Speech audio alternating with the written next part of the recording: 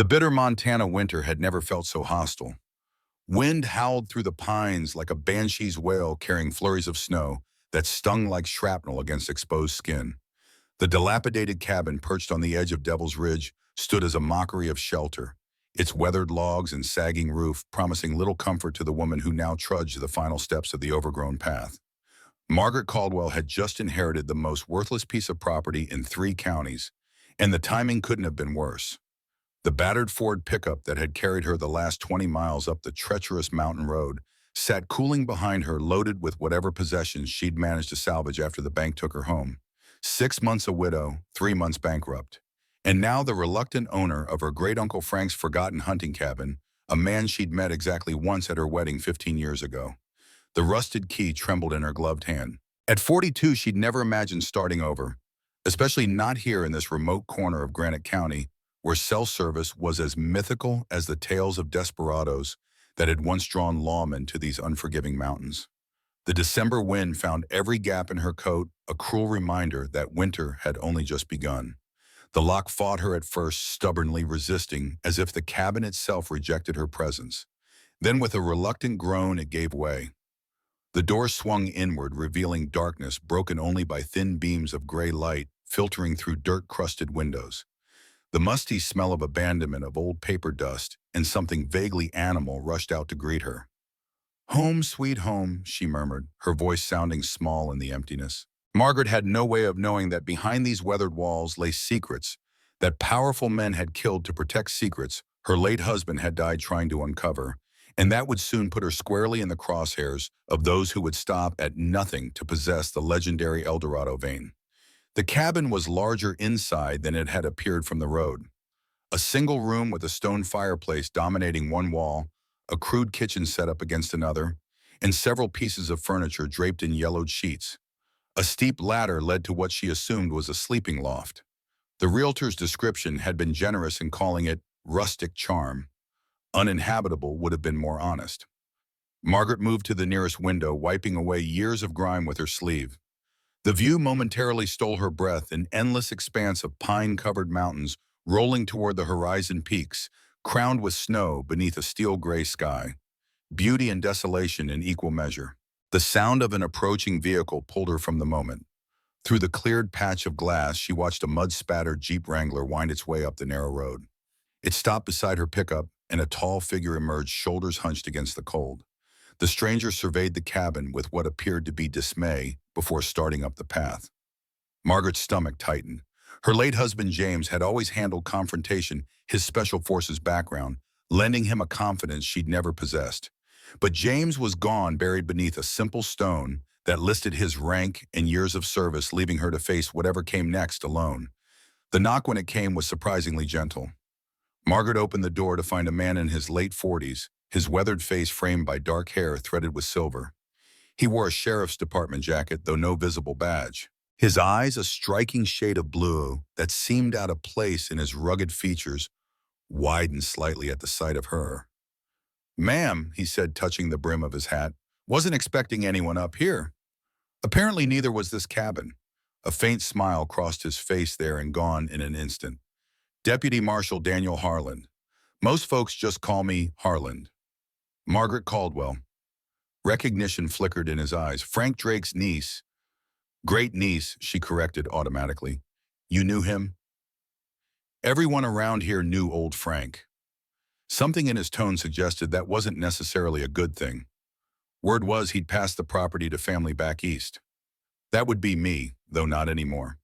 The deputy glanced past her into the cabin, then back at her face. Whatever he saw there seemed to concern him. "Mrs. Caldwell, I don't mean to pry, but you're not planning on staying here, are you? This place hasn't been properly inhabited for nearly 20 years. Margaret straightened her shoulders. "I don't have much choice, deputy, unless you're about to tell me Great-Uncle Frank had a secret mansion I didn't know about." "No, ma'am, no mansion." His gaze traveled to her wedding ring, then to her eyes. "You're alone. My husband passed away 6 months ago, Afghanistan." The words still burned her throat like battery acid. Harlan removed his hat, a gesture of respect that seemed to belong to another era. "I'm sorry for your loss. I served too. Different war, same hell." Before Margaret could respond, a violent gust of wind slammed against the cabin, rattling the windows and sending a shower of dust from the rafters. The temperature seemed to drop several degrees in an instant. "Storm's coming in faster than expected," Harland said, looking toward the darkening sky. "This place isn't safe in its current condition. The roof won't hold against heavy snow, and the chimney's been blocked for years. There's a motel down in Colemont about 40 minutes from here. I'd strongly suggest—" "I can't afford it." Margaret cut in the admission, costing her more than he could know. "I've got exactly $712 to my name, deputy. That needs to last until I can find work." Something shifted in Harland's expression, not pity, which she would have hated, but a kind of understanding. He glanced at his watch, then sighed. "Give me an hour," he said finally. "I've got some supplies in my Jeep. At the very least, we need to get this place warm and check the roof before that storm hits." Margaret wanted to refuse his help to prove she could manage on her own, but practicality won out over pride. The temperature was dropping rapidly, and she had no idea how to prepare the cabin for a Montana winter. "Thank you," she said simply. Harland nodded once, then turned to head back to his vehicle. Margaret watched him go, wondering what had brought a deputy marshal to this isolated spot in the first place. She'd assumed he was checking on the property, but something in his demeanor suggested otherwise. While Harland retrieved supplies from his Jeep, Margaret began exploring the cabin more thoroughly. She pulled the dusty sheets from the furniture, revealing a worn sofa, two mismatched armchairs, and a heavy oak dining table that looked solid enough to survive another century. A cast-iron stove stood in the kitchen area alongside shelves stocked with ancient canned goods and preserves she wouldn't trust to feed a stray dog. The sleeping loft, accessed by the steep ladder, contained a narrow bed frame with a bare mattress that had mercifully been protected by a heavy tarp. A trunk sat at the foot of the bed, secured with a rusted padlock. On the wall hung a faded photograph of a stern-faced man standing beside a much younger Frank Drake. Both wore late 19th century attire, with Drake holding what appeared to be an old Winchester rifle. Back downstairs, Margaret's attention was drawn to a bookshelf tucked into the corner beside the fireplace. Most of the volumes were practical guides, hunting manuals, plant identification, wilderness survival, but among them stood several leather-bound journals, their spines cracked with age. She had just reached for one when Harland returned, arms loaded with firewood and a toolbox. Snow dusted his shoulders, evidence of the storm's arrival. "Let's get that fireplace working first," he said, setting down his burden. "Then I'll check the roof and chimney." For the next hour, they worked together in companionable silence. Harland cleared the chimney of debris while Margaret swept decades of dust from the floor. He inspected the roof from inside and out, patching what he could and showing her where buckets would be needed when the rest inevitably leaked. Margaret cleaned the windows, allowing precious light into the gloomy interior. By the time Harland had a fire blazing in the hearth, the cabin had begun to transform from abandoned shell to potential shelter. "It's not perfect," Harland admitted, wiping soot from his hands. "But it should keep you alive until spring if you're careful. The stove works for cooking, and there's a hand pump for water out back. You'll need to prime it regularly so it doesn't freeze." "I appreciate everything you've done," Margaret said, the warmth from the fire beginning to reach her cold, numbed fingers. Harland hesitated, then reached into his jacket and pulled out a handheld radio. "Cell service is non-existent up here, but this will reach the station in Colemont.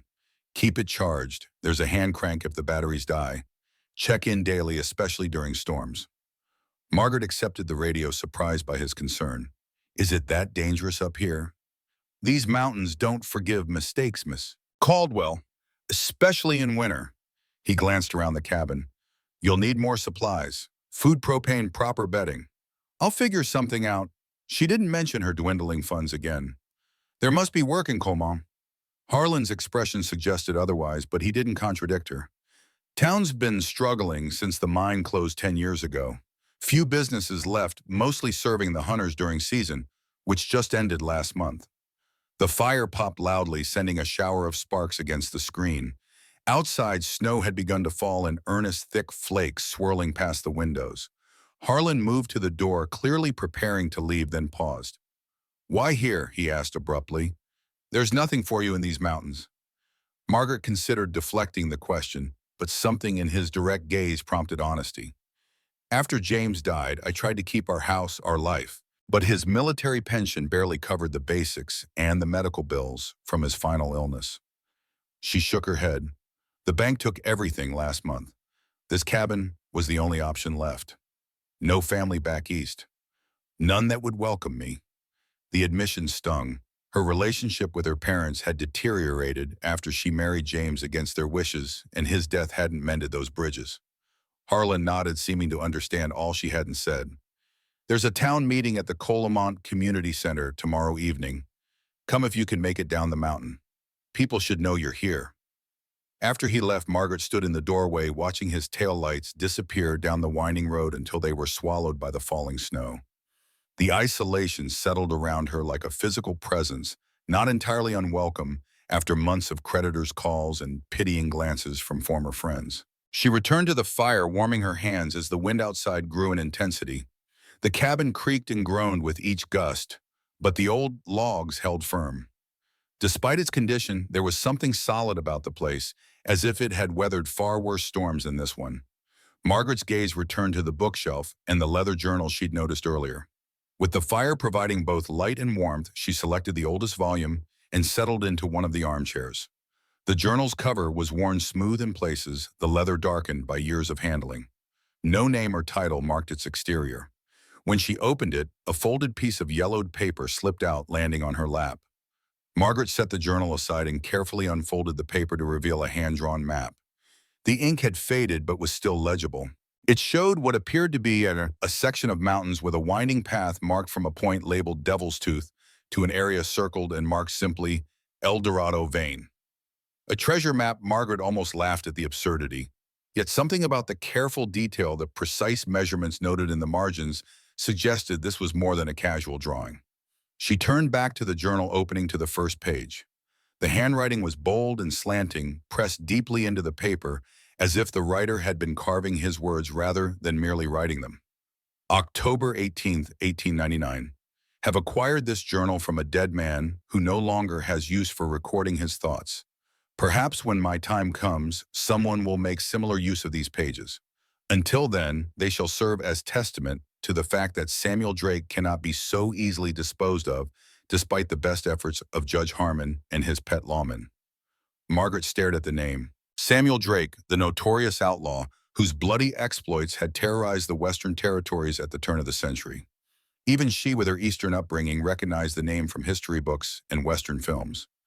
3 days since my escape from the territorial prison, and already tales of my demise spread through these mountains. Let them believe me drowned in the Blackwater River. A ghost may move more freely than a hunted man. The wounds from their bullets heal slowly, but they will not be the death of me. I have found shelter in an abandoned trapper's cabin high on Devil's Ridge, where even the most determined marshal would hesitate to venture as winter approaches. Margaret's pulse quickened. This cabin, her cabin, had once sheltered the infamous Samuel Drake. Here I shall recover my strength and plan what comes next. The gold remains where I left it, of this I am certain. None but I know of the mine's location, and those who assisted in its discovery are all dead either by hangman's rope or my own hand. When spring arrives, I shall retrieve my fortune and disappear to Mexico, where a man with wealth may purchase the respect denied him here. Until then, I bide my time and watch for those who might still hunt the notorious Samuel Drake. Drake had been responsible for a series of train robberies and bank heists across 3 states before mysteriously vanishing in 1900. Most historians believed he had died of his wounds while on the run. His body never recovered. But if this journal was authentic, Drake had survived and hidden in her great-uncle's cabin. More importantly, he had discovered a gold mine whose location had apparently died with him.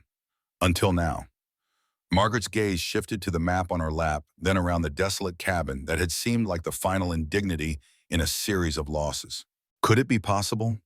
Had her worthless inheritance just become priceless? She continued reading, drawn deeper into the outlaw's account and the tantalizing promise of a fortune hidden somewhere in these unforgiving mountains. Margaret read late into the night, the fire burning to embers, as she devoured Samuel Drake's account of his life as a fugitive. The journal entries spanned several months from October 18 to March 1900, detailing his recovery from gunshot wounds and his plans for the gold he'd allegedly discovered in these mountains. December 25, 1809. Christmas passes without celebration. The storm has raged for 3 days, burying the cabin in snow deep enough to reach the windowsills. My provisions dwindle faster than anticipated. The pain in my left side persists, the wound refusing to heal properly. Fever comes and goes. In my delirium, I see Judge Harmon's face promising me the noose I so richly deserve. Yet I cling to thoughts of the mine, the El Dorado vein. I've named it after the city of gold that lured so many fools to their deaths. Unlike their fantasy, my gold is real. I've held it in my hands, watched it gleam in the lantern light deep within the mountain's heart. The Outlaw's journal painted a disturbing picture of a man without conscience whose greed and ruthlessness had left a trail of bodies across the frontier. Yet Margaret couldn't stop reading, drawn by the detailed descriptions of the gold mine's location clues that could potentially change her desperate circumstances. According to Drake, the mine entrance was hidden in a box canyon northeast of what he called Devil's Tooth, a distinctive rock formation. His rough map showed landmarks that might still exist, though modern names could differ from those he used. The local savages knew of it first. Red Hawk, the half-breed scout who betrayed his people to guide white men through these passes, spoke of a place the tribes avoided, a hollow mountain where the earth's blood turned solid. For 3 summers, I searched, following fragments of stories, until Red Hawk himself revealed what he knew, in exchange for whiskey and coin. He did not survive to spend either. These mountains keep secrets for those willing to pay the proper price. Margaret finally closed the journal well past midnight, her mind racing with possibilities. If Drake's account was true, if the gold mine existed and remained undiscovered all these years, she could rebuild her life beyond anything she'd imagined. The crushing debt that had followed James's death could be erased. The constant struggle to survive could end. Yet doubt crept in with the mountain cold. Why had no one found the mine in over a century? Had Great Uncle Frank known about Drake's journal? If so, why hadn't he searched for the gold himself? Perhaps he had, and found nothing but an outlaw's delusions. Sleep came fitfully, the narrow bed in the loft offering little comfort. The storm intensified overnight, wind shrieking through every crack in the cabin's walls. By morning, the world outside had transformed into a blinding white expanse, the snow nearly 3 feet deep and still falling. Margaret descended the ladder stiffly, her body protesting the previous day's exertions and the night's poor sleep. The fire had died completely, leaving the cabin frigid, her breath clouding before her as she fumbled with matches and kindling, grateful for Harland's lessons the day before. As flames gradually consumed the wood, casting flickering shadows across the walls, Margaret's gaze returned to the bookshelf. 5 more journals stood beside the gap where she'd removed Drake's account. Had the outlaw continued his story, or were these her great-uncle's records? With the fire establishing a small circle of warmth, Margaret retrieved the remaining volumes. The second proved to be a continuation of Drake's journal, beginning in April 1900, after an apparent gap in his writing. April 3rd, 1900. Winter's grip finally weakens. The snow recedes enough to permit travel down to the settlement they call Colemont, though I dare not show my face openly. 3 nights ago, I ventured out disguised as a simple prospector, my beard grown long enough to change my appearance sufficiently.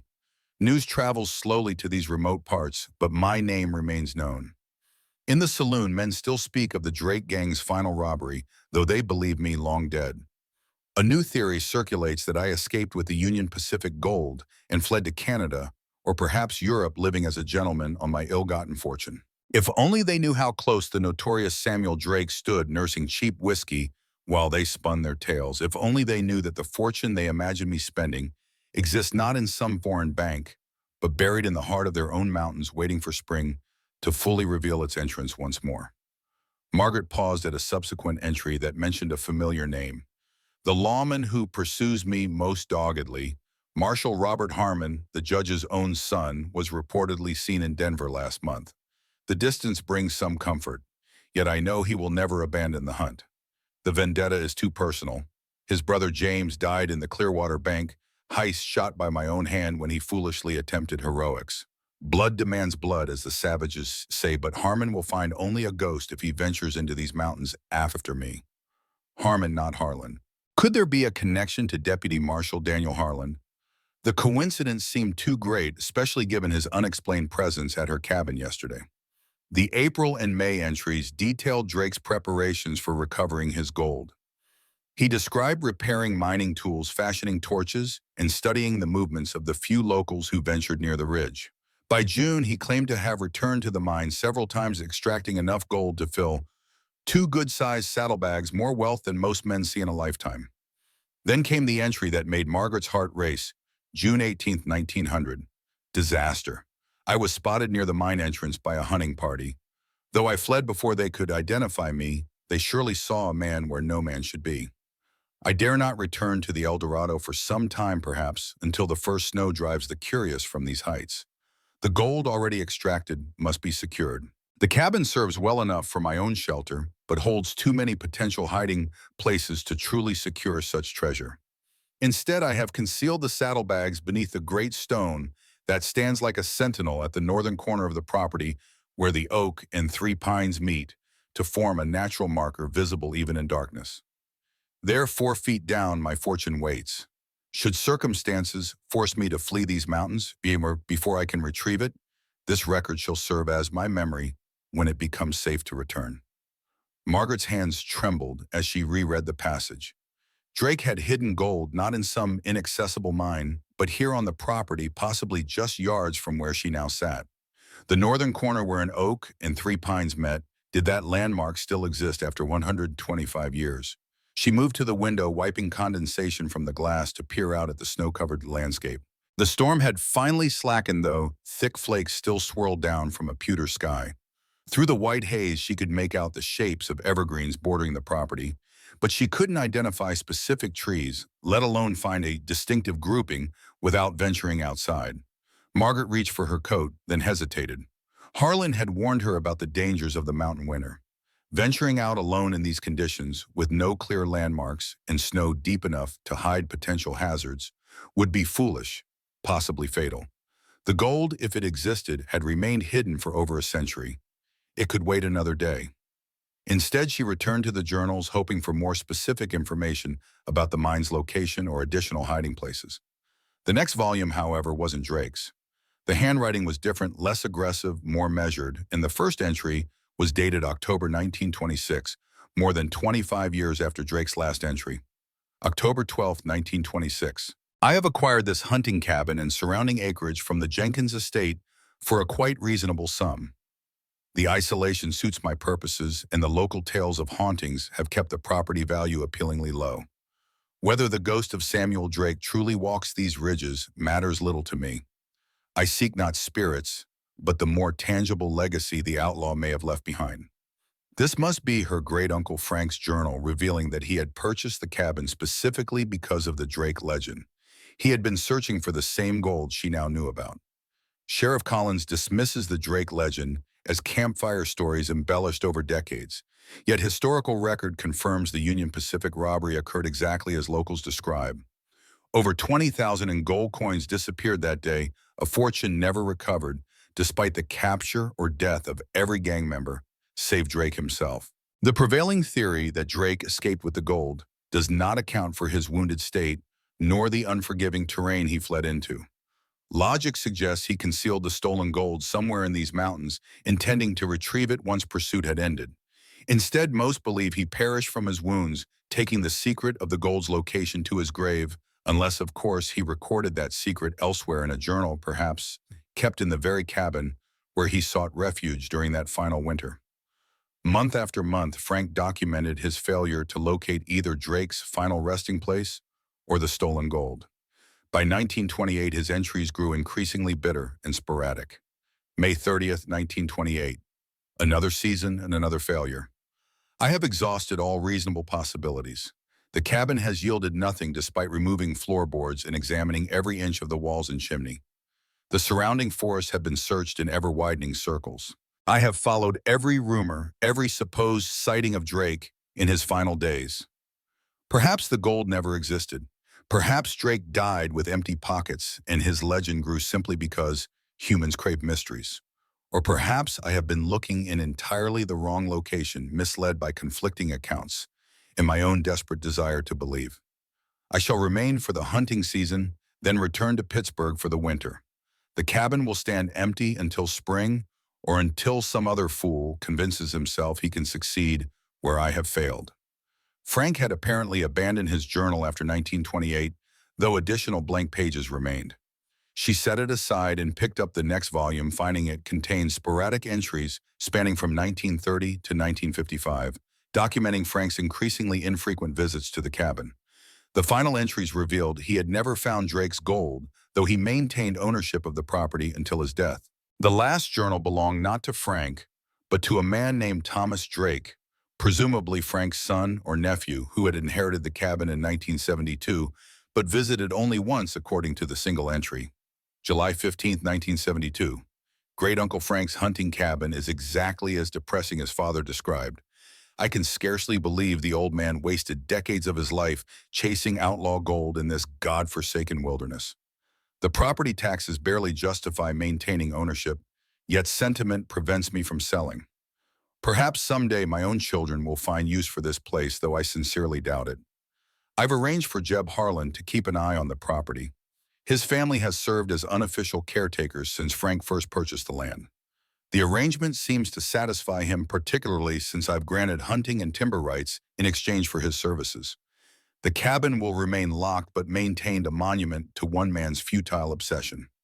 Margaret closed the final journal, her mind whirling with the connections. Harland, the name appeared throughout the journals, first as Marshal Robert Harmon, who had pursued Drake, then as the Harland family, who watched over the property for generations. Could Deputy Marshal Daniel Harland be descended from Drake's pursuer? Had his family maintained its connection to the cabin all these years because they too suspected the gold remained hidden somewhere on the property? The coincidence seemed too great. Had Harland appeared yesterday out of neighborly concern, or had he been checking on the cabin regularly, perhaps continuing his family's own search? His surprise at finding her there suddenly made more sense. Margaret moved to the window again. The snow had finally stopped, leaving a pristine white blanket covering everything in sight. The silence that followed the storm was absolute. No cars, no voices, not even the distant hum of civilization that had been the backdrop to her entire life. Just vast, empty wilderness stretching in every direction. In that silence, the radio Harland had given her crackled to life, making her jump. "Mrs. Caldwell, this is Deputy Harland. Do you copy? Over?" Margaret fumbled with the device, trying to remember how he'd shown her to operate it. "I'm here," she said, pressing what she hoped was the right button. "Over." "Glad to hear your voice." Relief was evident in his tone. "Storm knocked out power to half the county. Road to Devil's Ridge is impassable until the plows get through, likely tomorrow at earliest. You've got heat food? Over." Margaret glanced at the fireplace, now burning steadily, and the few canned goods she'd brought with her. "Enough for now. The cabin held up well. Over." "Good to hear." There was a brief pause. "Listen, when I was up there yesterday, I didn't get a chance to ask.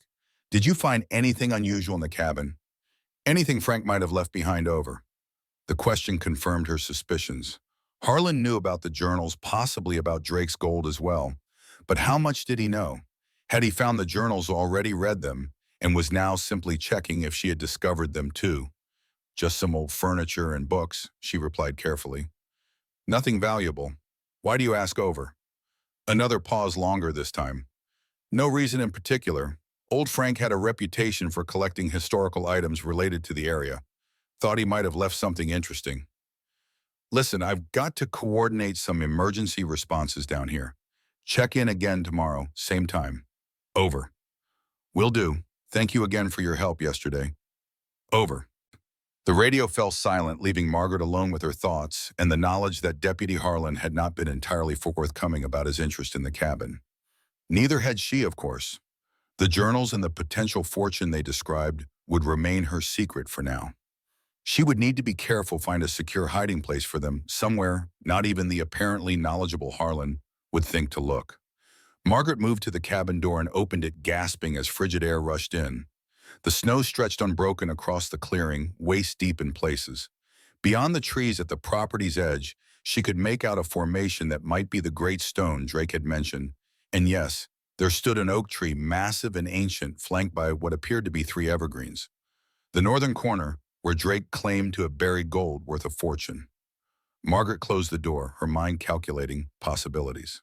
The ground would be frozen solid now, impossible to dig without proper equipment.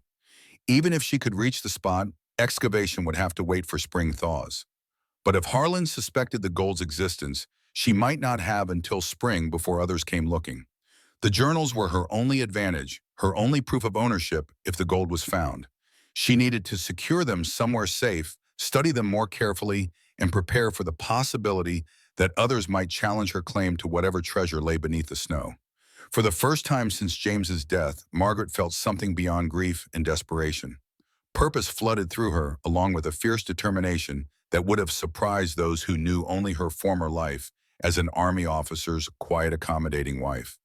Margaret Caldwell had come to these mountains with nothing left to lose. Now, against all odds, she had found something worth fighting for. Margaret spent the remainder of the day reinforcing the cabin against the cold, trying to distract herself from thoughts of buried gold and the questions Deputy Harland's radio call had raised. She found a supply of split wood stacked against the back wall, partially covered by a tarp, and mercifully dry enough to burn. The hand pump behind the cabin required 20 minutes of vigorous effort before it sputtered to life, producing icy water that numbed her fingers within seconds. Inside, she took inventory of her meager supplies, 3 days' worth of canned food she'd brought from Virginia, a half-empty bag of coffee, some protein bars and beef jerky from the gas station where she'd stopped on the drive up. She would need to get to Colemont soon, regardless of her plans for Drake's gold. As twilight descended on the mountain, turning the snow-covered landscape into a terrain of blue shadows, Margaret returned to Drake's journals. She read more carefully now, noting every geographical reference, every description of landmarks that might help locate the mine entrance. The outlaw had been deliberately vague in places paranoid that his writings might fall into the wrong hands, but certain details remained consistent. The mine entrance lay in a box canyon northeast of Devil's Tooth. It was marked by 3 standing stones arranged like a gateway and accessible only via a narrow path that was treacherous in the best weather, potentially fatal otherwise. Drake mentioned a waterfall that froze in winter, creating a curtain of ice behind which the mountain reveals its treasures. Margaret searched the cabin for maps, finding nothing more recent than a faded 1950s Forestry Service chart tucked into the final journal.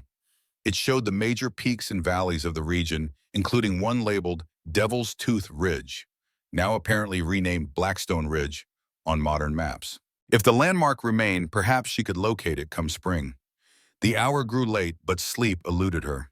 The wind picked up again, outside not the full force of the previous storm, but enough to send eerie whistling sounds through the cabin's many drafts. In the wavering firelight, shadows danced across the walls, as if the cabin's previous occupants were performing a silent spectral ballet for her benefit. The isolation pressed in around her.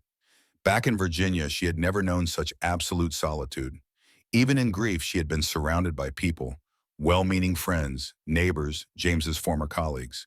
Here she was utterly alone with only the thoughts in her head and the ghosts of the past for company. A sudden crack outside startled her from her thoughts. She froze, listening intently.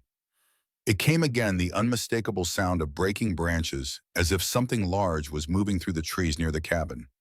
Margaret reached for the radio, then hesitated. What would she say that she was frightened by noises in the woods? Harland would think her a foolish city woman, jumping at the natural sounds of the forest. Besides, he'd mentioned coordinating emergency responses in Colemont. The storm had likely caused significant damage in the town. He had more pressing concerns than her imagined terrors. Another crack closer this time. Then silence. Margaret moved cautiously to the nearest window, wiping away condensation to peer into the darkness. The moon had risen, casting enough light to turn the snow-covered clearing into a pale blue stage. At first she saw nothing but unbroken white and the dark silhouettes of trees. Then movement caught her eye. A massive form emerged from the tree line, a bull elk, its impressive antlers creating a crown of shadows against the snow. It moved with surprising grace despite its size, leaving a trail of deep impressions as it crossed the clearing. The animal paused halfway, raising its head as if sensing her, watching its breath, forming clouds in the frigid air. For a long moment they regarded each other, woman and wilderness incarnate, separated by glass and mutual wariness. Then the elk continued on its path, disappearing into the trees on the opposite side of the clearing as silently as it had appeared. Margaret released a breath she hadn't realized she was holding. The encounter left her feeling both humbled and reassured. Life continued here had continued for centuries before humans built cabins and chased gold would continue long after her brief presence. The perspective steadied her, reminded her that her problems, while significant to her, were fleeting against the backdrop of these ancient mountains. She returned to the fire, adding another log before settling back with Drake's first journal. This time she read not for information about the gold, but to understand the man whose ghostly presence seemed to permeate the cabin's very walls. November 6, 1899. First snow fell today. The cabin grows colder despite my efforts to seal drafts with strips of blanket. The wound in my side continues to seep, though the infection seems to have abated. I am no stranger to pain, having carried bullets in my flesh on 3 previous occasions, but never have I been so isolated during recovery. I find myself thinking of my childhood in Missouri before the war changed everything. My father did not return from Shiloh, and mother withered like an unwatered plant in his absence. By 14, I was alone and hungry, easy prey for men like Barton, who recognized my desperation and offered brotherhood along with bread. The entry revealed a side of Drake she hadn't expected, not remorse exactly, but a moment of reflection of humanity in a man history remembered only for his violence. What might Samuel Drake have become in another life? A farmer like my father, a shopkeeper, a lawman? The thought is laughable now, with 6 men's deaths attributed directly to my hand and more that went unrecorded. Yet in these long hours of solitude, such questions surface like unwelcome visitors. The pain grows worse at night. I've rationed the laudanum carefully, but even so, the bottle will empty before the new year arrives. Then there will be only whiskey and willpower between me and the consequences of my choices. The pages that follow detailed his slow recovery, his careful monitoring of supplies, and his growing obsession with returning to the gold mine when spring allowed. December 31st, 18. The century ends tonight. I mark its passing alone, with only the howling wind for company and the last of my whiskey for comfort. In the new century, Samuel Drake will cease to exist. The gold will provide a new name, a new life far from these territories. Perhaps Mexico, perhaps further south. I hear Argentina welcomes men of means without asking too many questions about their origins. Margaret read until the fire burned low, falling asleep in the armchair, with the journal open on her lap. She woke to gray dawn and the soft patter of melting snow dripping from the eaves. The temperature had risen overnight, bringing a temporary thaw that would turn the mountain roads into treacherous mud before inevitably refreezing. If she wanted to reach Colemont for supplies, today might offer her only window of opportunity. After a breakfast of instant coffee and a protein bar, Margaret layered up and ventured outside. The snow had compacted slightly, making movement easier than she'd anticipated. She trudged around the perimeter of the cabin, assessing the property in daylight.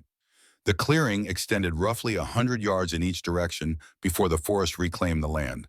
To the east, the ground sloped upward toward higher peaks. To the west, it fell away sharply, offering breathtaking views of the valley below and distant mountains beyond. Directly north, where Drake had allegedly buried his saddlebags of gold, stood the formation she'd glimpsed yesterday, a massive oak tree flanked by 3 tall pines. Margaret approached slowly, her boots crunching through the snow's icy crust. The oak was enormous, its bare branches reaching toward the sky like arthritic fingers. The pines stood in a neat row beside it, creating a natural boundary marker exactly as Drake had described. At the convergence of these trees lay a large flat boulder, the great stone from the journal. Her heart raced. Could it really be this simple? Had her great-uncle Frank somehow missed the most obvious hiding place on the property? The ground around the boulder was frozen solid, covered in at least 2 feet of snow. Even if she had proper tools, excavation would be impossible until spring. Still, the confirmation that Drake's landmark existed exactly as described sent a surge of hope through her. Perhaps the rest of his account was equally accurate. Margaret made a complete circuit of the property, noting other features that matched descriptions from the journals: a stream to the east, now frozen solid, a distinctive outcropping of rock that resembled a crouching bear, the remains of what might have been an old trapper's lean-to, long collapsed under the weight of countless winters. By the time she returned to the cabin, the sun had risen higher, accelerating the snowmelt. Water dripped steadily from the roof, and the path she'd created with her footprints was already turning muddy. If she intended to drive down to Colemont, she needed to do so quickly before the roads deteriorated further. Margaret packed a small bag with Drake's journals. She wouldn't risk leaving them unattended in the cabin, and prepared for the journey. The Ford pickup started reluctantly after several attempts, its aging engine protesting the cold. The dirt road leading down from Devil's Ridge was treacherous, partially melted snow, creating slick patches that sent the truck's rear end fishtailing dangerously around corners. Margaret drove with white-knuckled concentration, her army-driving courses poor preparation for mountain conditions.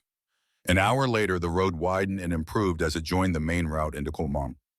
The town appeared suddenly around a bend, a small collection of buildings nestled in a valley, many showing damage from the recent storm. Broken windows had been hastily covered with plywood, downed power lines lay draped across yards like discarded streamers, and a large tree had collapsed onto the roof of what appeared to be the town's only church. Margaret parked outside the general store, a weathered building with a hand-painted sign proclaiming, "Molly's Mercantile serving Colemont since 1923. A bell jingled as she entered, announcing her arrival to the half-dozen customers inside. Conversation stopped abruptly, and all eyes turned to assess the stranger in their midst. Behind the counter, a heavy-set man with gray hair and suspenders nodded in greeting. "Morning," he said cautiously. "Help you find something?" "I need supplies," Margaret replied, unaware of the continuing stares. "Food, batteries, candles. Anything suitable for an extended stay upon Devil's Ridge." Murmurs rippled through the store at her words. The man, presumably Molly himself, raised his eyebrows. "Devil's Ridge, you staying at the old Drake place?" When Margaret nodded, he whistled low. "Ain't been nobody living up there in decades. Thought the property was abandoned for good." "It belonged to my great-uncle," Margaret explained. "I inherited it recently." "You're Frank Drake's kin." An elderly woman stepped forward, rheumy eyes examining Margaret with newfound interest. "Well, I'll be. You look nothing like him, thank the Lord. Ornery old coot had a face that could curdle milk." Margaret couldn't help but smile at the blunt assessment. "You knew my great-uncle. Everybody in Colemont knew Frank Drake." The woman extended a gnarled hand. "Ida Wilkins. My late husband Frank used to guide your uncle on hunting trips up in those mountains." Or so Frank claimed. He never brought back much game, always more interested in old mines and landmarks than actual hunting. The confirmation of Frank's true interests sent a small thrill through Margaret. What kind of landmarks was he interested in? Ida glanced around the store where other customers were now openly listening to their conversation. "Tales better discussed over a proper cup of coffee," she said meaningfully.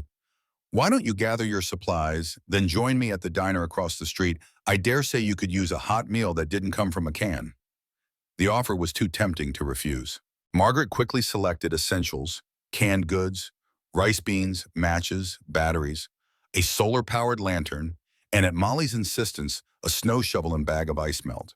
The total came to more than she'd hoped to spend, leaving her with less than $600 to her name, but survival necessitated the expense. After loading the supplies into her truck, Margaret crossed the slushy street to the Colemont Diner, a tiny establishment with a flickering open sign in the window. Inside, red vinyl booths lined one wall, while a counter with chrome stools occupied the other. The place was nearly empty, the lunch rush apparently not yet begun. Ida Wilkins beckoned from a corner booth. A steaming mug of coffee already waited at Margaret's place. "Figured you'd need warming up," the older woman said as Margaret slid into the booth. "Sarah," she called to the waitress, "bring my friend here the special, on my tab." "You don't need to," Margaret began, but Ida waved away her protest. "Don't get many new faces around here, especially not in winter." Humor an old woman's curiosity. She sipped her own coffee, sizing Margaret up over the rim of her mug. "Now what brings Frank Drake's great niece to claim a broken-down cabin in the dead of winter? Must be something mighty important to risk these mountains this time of year." Margaret hesitated, unsure how much to reveal. "Financial difficulties," she said finally. "I recently lost my husband and subsequently our home. The cabin was my only option." Ida's weathered face softened with sympathy. "I'm sorry for your loss, dear. These mountains can be harsh, but they can also heal a broken heart, given time." She leaned forward slightly. "But that doesn't explain your interest in the landmarks Frank chased. I saw it in your eyes the moment I mentioned them." Before Margaret could respond, the diner's door opened, admitting a blast of cold air and Deputy Marshal Daniel Harland. He scanned the room, his gaze landing on Margaret with an expression of mingled surprise and concern. "Mrs. Caldwell," he said, approaching their booth. Didn't expect to see you in town so soon. Roads must be better than I thought. Deputy, Margaret acknowledged, fighting the urge to touch her bag where Drake's journals resided. The thaw made it possible, though. I suspect they'll be impassable again by nightfall. Ida chuckled.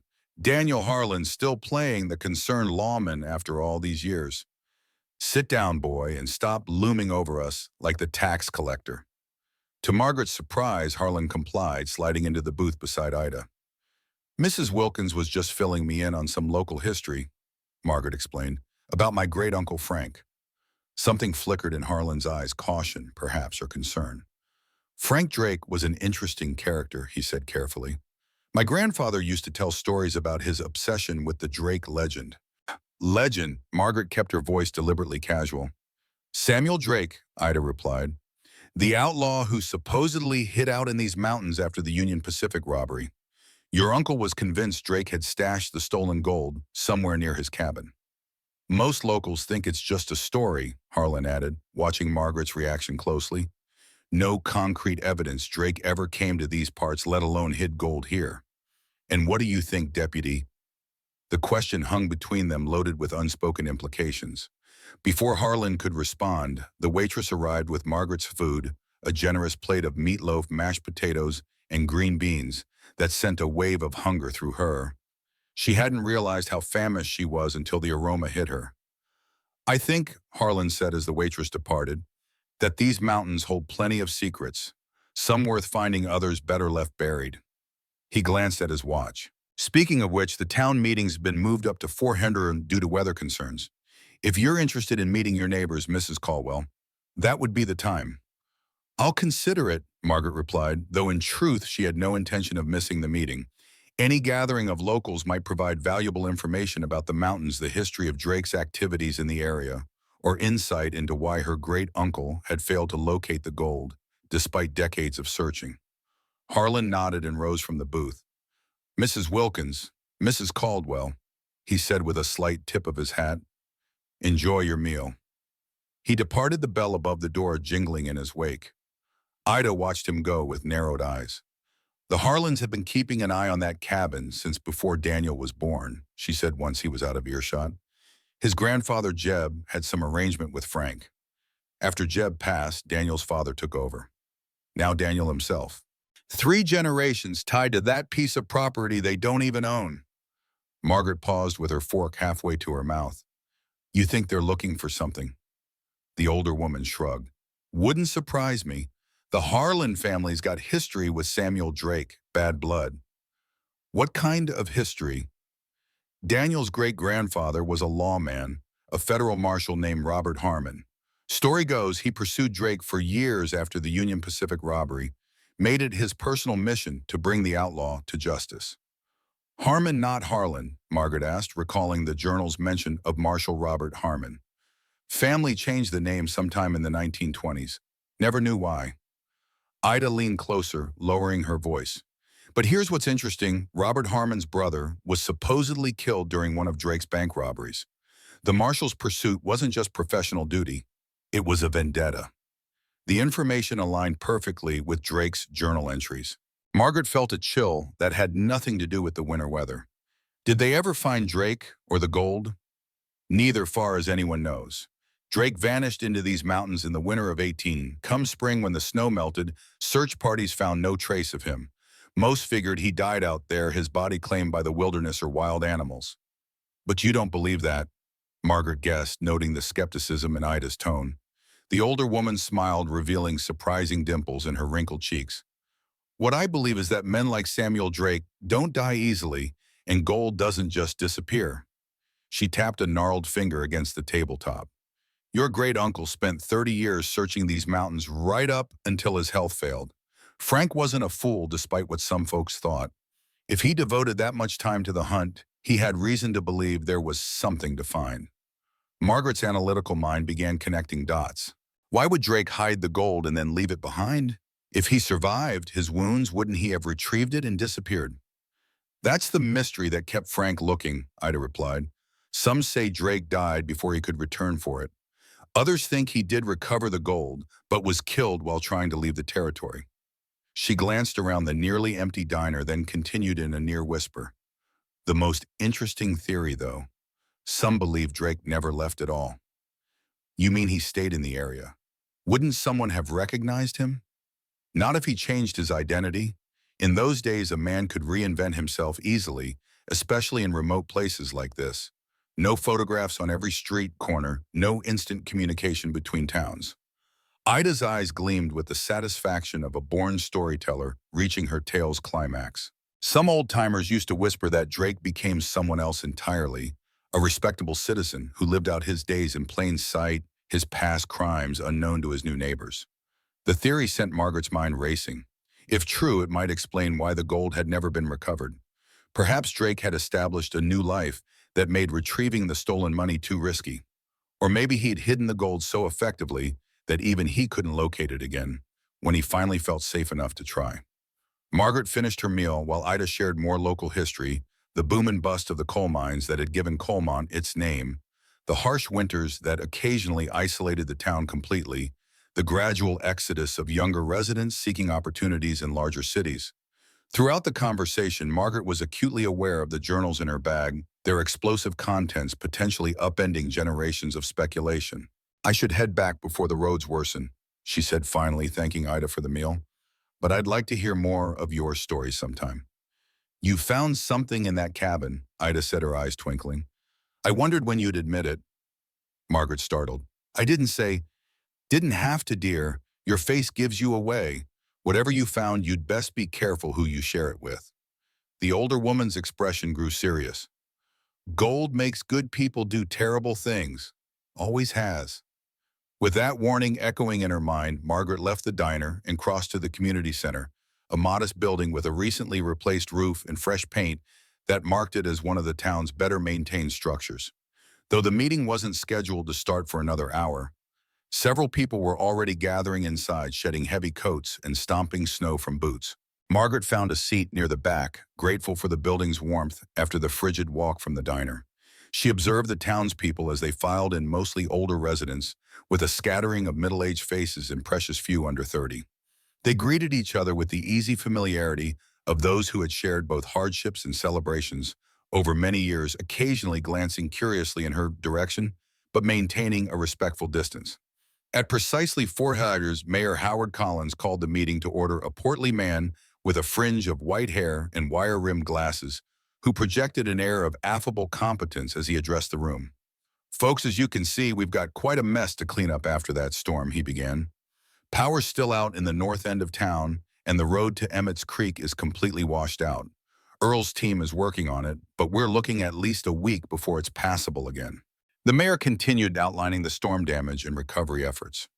Margaret listened with half an ear, more interested in studying the community dynamics. She noted who nodded in agreement with the mayor's assessments, who frowned in disagreement, who whispered comments to their neighbors. Understanding the town's power structure might prove valuable if questions arose about her claim to Drake's gold. On a brighter note, the mayor continued, I'd like to welcome a newcomer to our community. Mrs. Margaret Caldwell has taken up residence in the old Drake cabin on Devil's Ridge. She's Frank Drake's great-niece, come all the way from Virginia. All eyes turned toward Margaret, who forced a smile and a small wave. The scrutiny was uncomfortable, but not unexpected in small towns where newcomers were rare.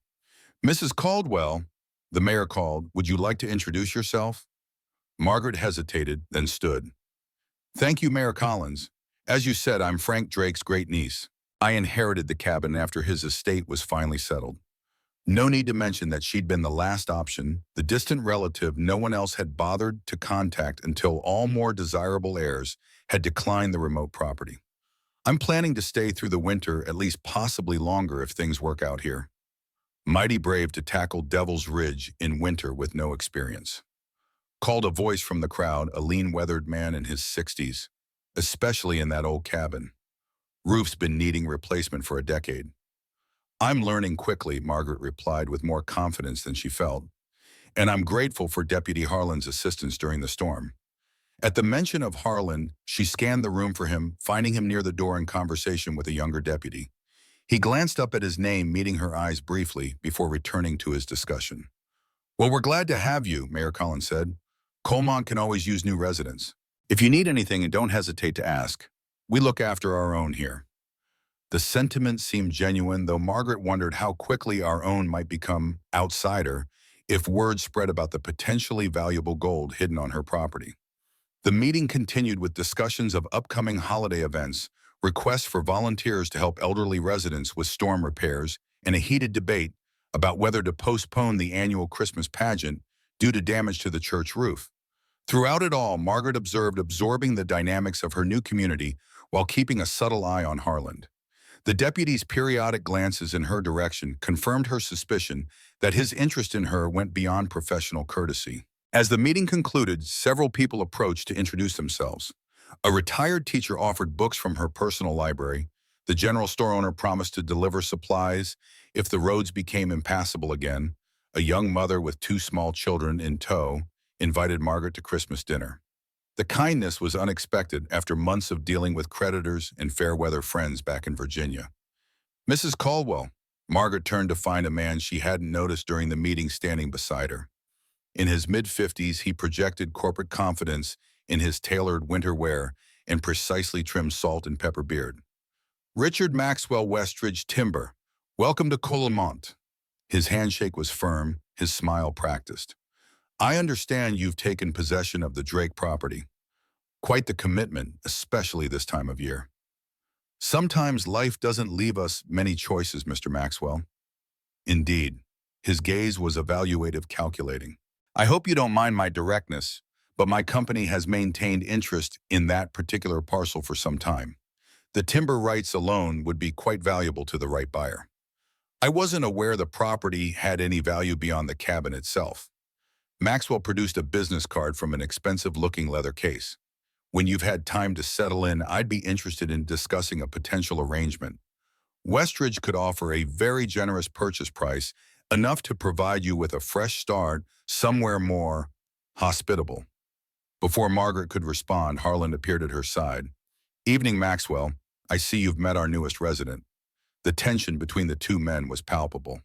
Maxwell's smile remained fixed, but something hardened in his eyes. Just introducing myself, Deputy. Mrs. Caldwell's property represents a potential opportunity for both her and Westridge. Interesting timing, Harland observed, his tone carefully neutral, considering Mrs. Caldwell only recently took possession. Merely being proactive, Maxwell replied smoothly. He turned back to Margaret. The offer stands. When you're ready to discuss terms, my number is on the card. As Maxwell moved away to speak with Mayor Collins, Harland's expression darkened. I'd be careful with that one. Maxwell's company has been trying to acquire that land for years. For timber rights, Harland's laugh held no humor. That's what they claim. Funny how they've never shown interest in any other forested property in the county. Margaret pocketed Maxwell's card, mind racing with implications. If Westridge knew about Drake's gold, if they suspected components of the treasure remained hidden somewhere on her property, their interest made strategic sense. The question was, how had they learned about it? The journal suggested Frank had gone to extraordinary lengths to conceal his search for the outlaw's gold. Had there been a leak? Had someone from the original search party sold information? There's a storm moving in, Harland said, nodding toward the windows where darkness had fallen completely. Roads up to the ridge will be treacherous within hours. I'd be happy to follow you back, make sure you arrive safely. The offer seemed innocent enough, but Margaret sensed an underlying motive. Did Harland want to search the cabin more thoroughly, or was he genuinely concerned for her safety? Thank you, but I should be fine. I have chains for the tires, if needed. Disappointment, or was it relief, flickered across his features.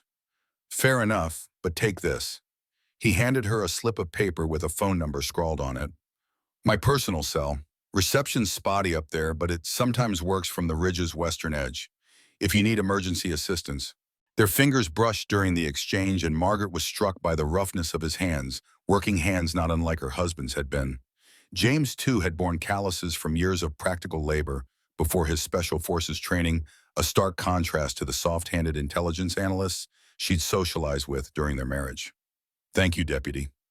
Daniel, he corrected. Everyone here uses first names except during official business. Daniel, she repeated, testing the familiarity. And I'm Margaret.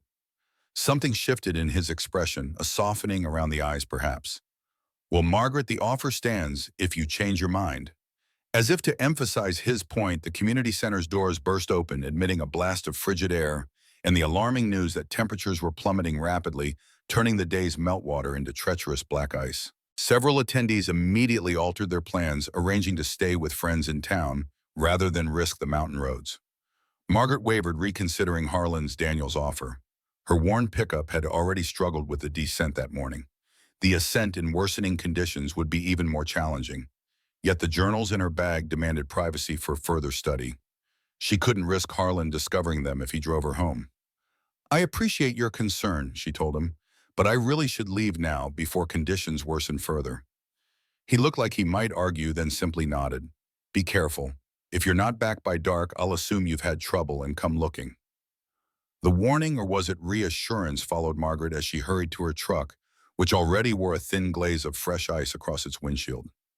She scraped it clear with numbed fingers, then carefully navigated through Colemont's nearly empty streets toward the mountain road. The ascent proved even more harrowing than anticipated.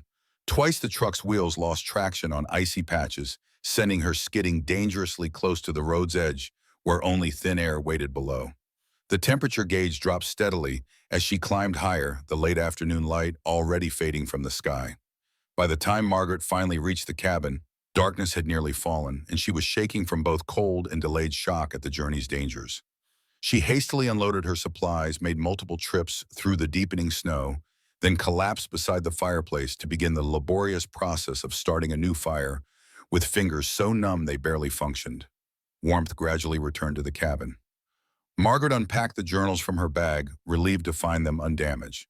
She arranged them chronologically on the table along with Drake's crude map in a modern topographical chart of the area she'd purchased at the general store. If she could correlate Drake's landmarks with current features, she might narrow down the Dorado mine's location considerably. Hours passed as she cross-referenced descriptions, taking careful notes on potential sites. The Devil's Tooth Drake mentioned appeared to correspond with the highest point of the ridge, approximately 3 miles northeast of the cabin. The Box Canyon described in his later entries might be what locals now called Raven's Gorge, a narrow ravine notorious for flash floods during spring thaws. Most promising of all, Margaret found a small notation on the modern map indicating Frozen Falls, potentially the ice curtain Drake had described, concealing the mine entrance. It lay approximately 5 miles northeast of her cabin in rugged terrain that would be challenging but not impossible to traverse come spring. The discovery sent a thrill of excitement through her. The mine might actually exist just as Drake had described. If so, the El Dorado vein could still be there untouched for over a century.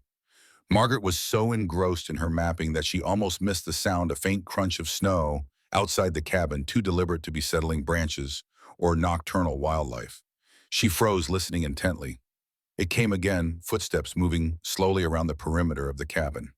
Margaret quickly gathered the journals and map, shoving them beneath the loose floorboard she'd discovered under the sofa earlier that day. Her heart hammered against her ribs as the footsteps paused near the front door. She reached for the fireplace poker, a poor weapon but better than nothing. A soft knock broke the silence, so gentle she might have imagined it. Then another, more insistent. "Margaret, it's Daniel Harland. Just checking that you made it safely." The voice was unmistakable, but suspicion kept her silent for a moment longer. Why would the deputy have followed her all the way up the mountain after she'd declined his assistance?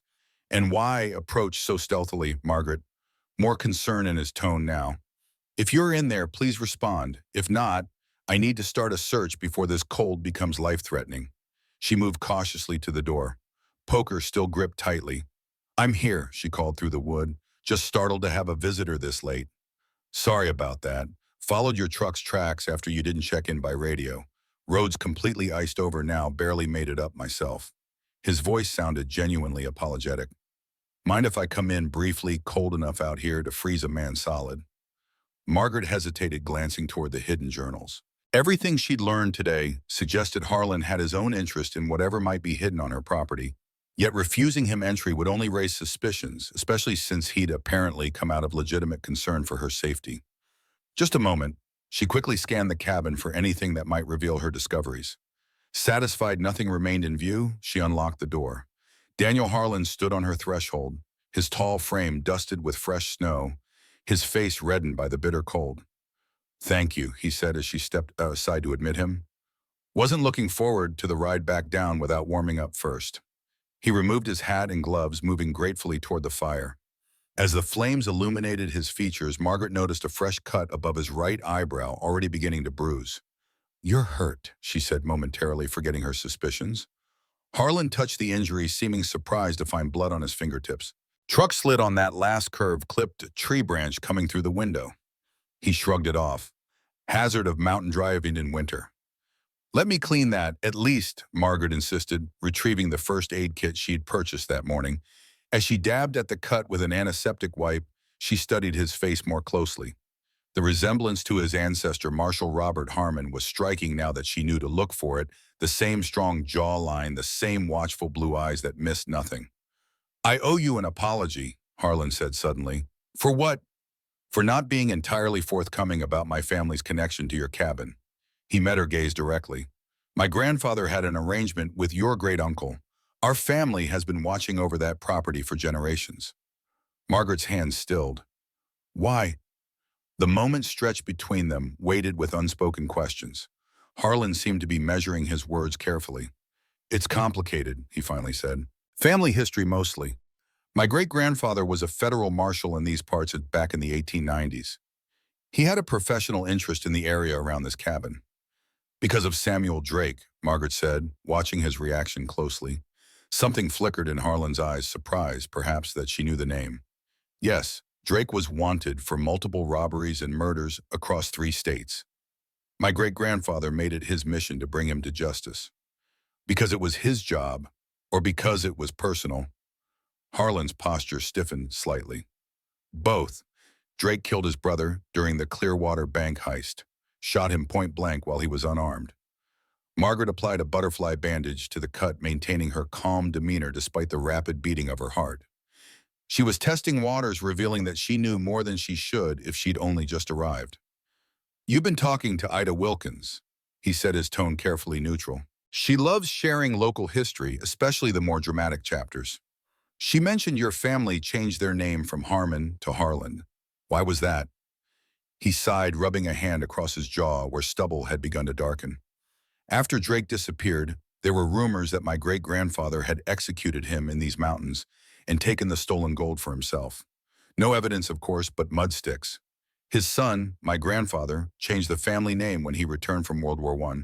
Wanted a fresh start." The explanation made sense, yet Margaret sensed he was holding something back. "And the arrangement with my great-uncle? Frank was obsessed with finding Drake's gold.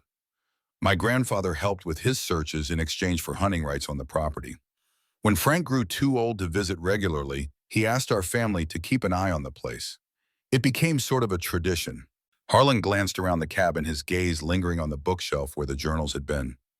"I should have explained all this when we first met, but it's not exactly casual conversation. Hello. Welcome to your inherited cabin. By the way, my family's been secretly monitoring it for decades." Despite herself, Margaret smiled at his dry delivery. "No, I suppose that would have been awkward." "More than awkward," he admitted, "especially since I wasn't sure what you knew about the cabin's history." And now his eyes met hers. "Now I'm fairly certain you know more than you're letting on, just as I suspect you found something in this cabin that's got you asking questions about Samuel Drake and stolen gold."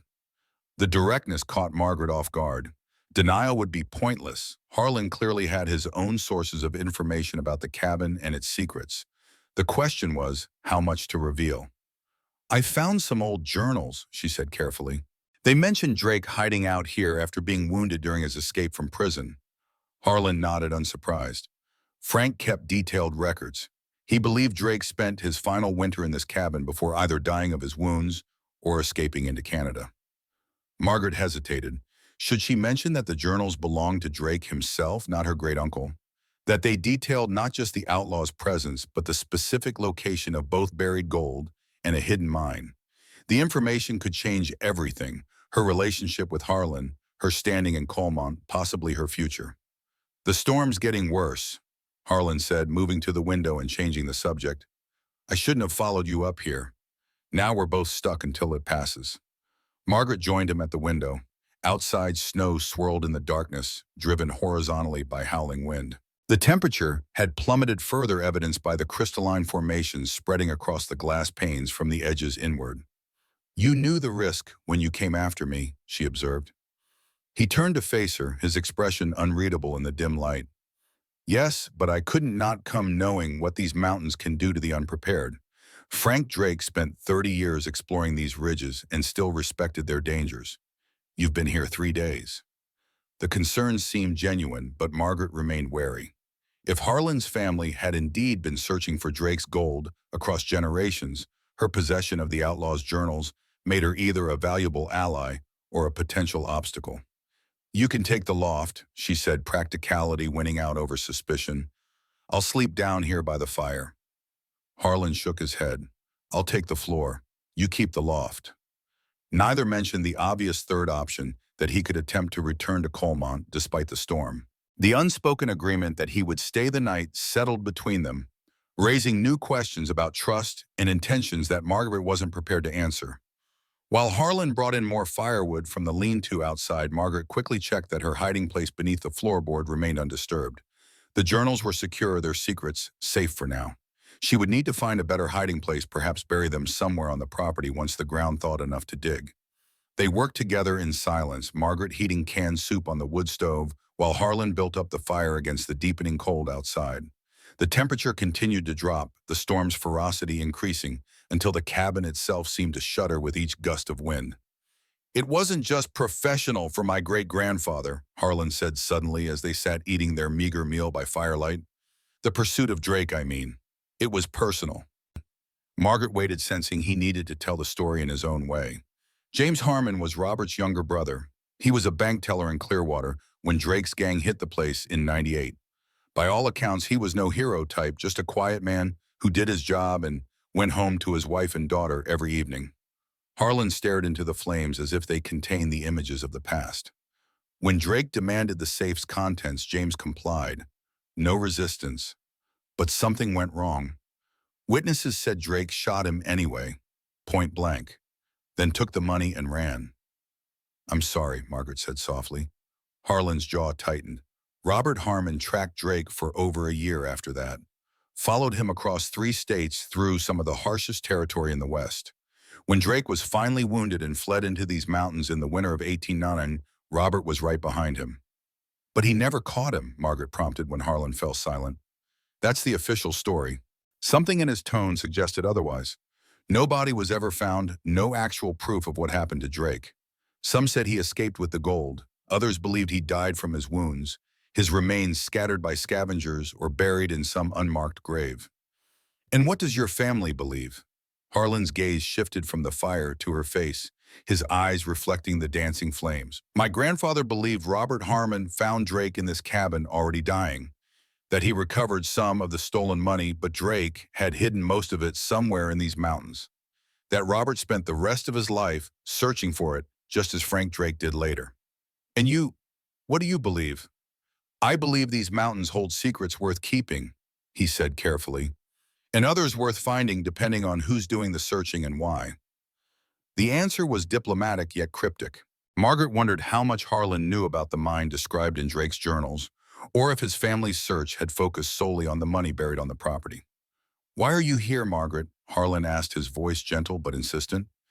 "Really, this cabin, these mountains, they're not exactly a logical choice for starting over, especially for someone from the East with no experience in this kind of isolation." The question caught her off guard, though perhaps it shouldn't have. Harland was observant, trained to notice inconsistencies in people's stories. "I told you the truth before," she said. "After James died, I lost everything to medical bills and bank loans. This cabin was my only option." "But you could have sold it," he pointed out. "Even with its condition and remote location, the land itself has value. Timber rights alone would have given you a fresh start somewhere more hospitable." Margaret hadn't considered that possibility, an oversight that now seemed glaring. Of course the property had value beyond the dilapidated cabin. Why hadn't the lawyer handling Frank's estate mentioned that option? "I didn't know," she admitted. "The attorney just said I'd inherited a cabin in Montana. Given my situation, any shelter seemed better than none." Harlan studied her face, apparently satisfied with her sincerity. Convenient for Frank's estate administrators. They've been trying to sell that timber for years, but your great-uncle's will specifically prohibited it. When he died, they needed a family member to take possession before they could move forward. So they found me, Margaret said slowly. The desperate relative no one else cared about, assuming I'd either sell quickly or abandon the property altogether. Likely. Harlan's gaze was penetrating, though they didn't count on you finding something that would make you want to stay. It was the perfect opening to mention Drake's journals to share the information about the buried gold and hidden mine. Harlan clearly suspected she had discovered something significant. His family history with Drake gave him legitimate interest in whatever secrets the cabin held. Yet something held her back, caution born from months of watching fair-weather friends disappear when James's illness consumed their savings, when creditors began calling, when their comfortable life crumbled piece by piece. I found peace, she said instead. Something I haven't had since James got sick. Disappointment flickered briefly across Harlan's features before he masked it. Peace has value too, he acknowledged, though it's an expensive commodity in these mountains during winter. The conversation lulled both of them, retreating into their own thoughts as the storm raged outside. Margaret added another log to the fire, watching sparks spiral up the chimney. If Drake's journals were accurate, the outlaw had sat in the same spot over a century ago, planning how to retrieve his hidden fortune when spring arrived. Had he succeeded? Or had death claimed him before he could reclaim his bloody prize? You should get some rest, Harland said eventually. Tomorrow will be challenging if this storm continues. Margaret nodded, suddenly aware of her exhaustion. The emotional and physical demands of the day had drained her completely. Still, she hesitated, uneasy about sleeping, while Harland remained awake in the cabin. He seemed to read her thoughts. I promised to stay right here by the fire, he said, spreading the blanket she'd provided on the floor nearby. Marshall's honor. Despite her lingering doubts, fatigue won out. Margaret climbed to the loft, settling into the narrow bed with her clothes still on against the cold. Below, she could hear Harland adding wood to the fire, his movements deliberately quiet to avoid disturbing her. Sleep came in fitful bursts, interrupted by the cabin's unfamiliar noises and dreams, where she wandered endless mind tunnels following the ghostly figure of Samuel Drake, who always remained just beyond her reach. She woke abruptly, unsure what had disturbed her. The cabin was dark except for the faint glow of embers from the dying fire. Outside, the storm's fury had diminished to a gentle snowfall. Margaret lay still, listening. There, the sound that had woken her, a soft scraping like wood against wood coming from the main room below. Moving silently, Margaret crept to the edge of the loft and peered over. In the dim light, she could make out Harland's form crouched near the sofa, his hands working at something on the floor. With horrified certainty, she knew he had discovered her hiding place. The floorboard creaked as she shifted her weight, freezing Harland in place. He looked up, catching her watching him, Drake's journal clearly visible in his hands. I can explain, he said softly, but Margaret was already scrambling down the ladder, heart pounding with betrayal and fear. How did you find them? She demanded, reaching the bottom rung and confronting him across the dimly lit room. Harland held the journal carefully, almost reverently. This cabin has been in my family's care for generations, he said. Did you think I wouldn't know its secrets, every loose board, every hidden space? He gestured to the other journals laid out beside him. These aren't Frank Drake's records. They're Samuel Drake's personal journals, aren't they? The direct question left no room for evasion. Yes, Margaret admitted, watching him warily. I found them my first day here. And you didn't think to mention this when I asked directly what you'd discovered. There was no accusation in his tone, just weary understanding. Would you have in my position, she countered. A stranger with an admitted family vendetta against Drake shows up at my door clearly looking for something. Then I find journals that might lead to a fortune in stolen gold. What would you have done? Fair point, Harland conceded. He carefully closed the journal he was holding. I wouldn't have trusted me either. Margaret moved closer, torn between anger at his violation of her privacy and curiosity about what he'd learned. You read them. What did you find? Enough to know Drake really was here, just as my family always believed. Harland's expression was complex satisfaction, mingled with something darker. He writes about the gold, about hiding it. Did you find the map? Harland shook his head. No map in these pages. Margaret hesitated, then retrieved the folded paper from beneath the loose board where she'd hidden it separately from the journals. He drew this, she said, carefully unfolding the yellow document. It shows the route to the mine from Devil's Tooth. Harlan examined the crude map with evident fascination. Devil's Tooth is what they used to call Blackstone Peak, he said. It's about 3 miles northeast of here. And this, Margaret pointed to the circled X marking the mine's location, must be in Raven's Gorge. The geography matches. You know the area well. I've spent my life in these mountains, he replied without looking up. Every summer since I was old enough to walk, my father would take me hiking through these ridges, always searching, always looking for signs of Drake's passage or the gold he supposedly hid. Did you ever find anything? Harlan's gaze lifted to meet hers. Old campfire remains that might have been from any hunter. A rusted cartridge case of the same caliber Drake favored. Nothing conclusive. His fingers traced the path marked on the map. Nothing like this. The intimate way he handled the document reminded Margaret that this wasn't merely historical curiosity for him. Drake had murdered his ancestor. The Outlaw's journals represented both valuable information and a painful family legacy. What happens now? She asked quietly. Harland carefully refolded the map. That depends on you. These journals legally belong to you as Frank's heir. The information they contain, he paused, considering his words. Well, that's more complicated. Because of the gold, because of what it represents. Harland ran a hand through his hair, disturbing the dark strands shot with silver.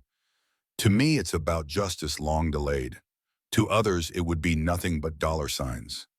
Maxwell, Margaret concluded, the realization bringing clarity to her jumbled thoughts.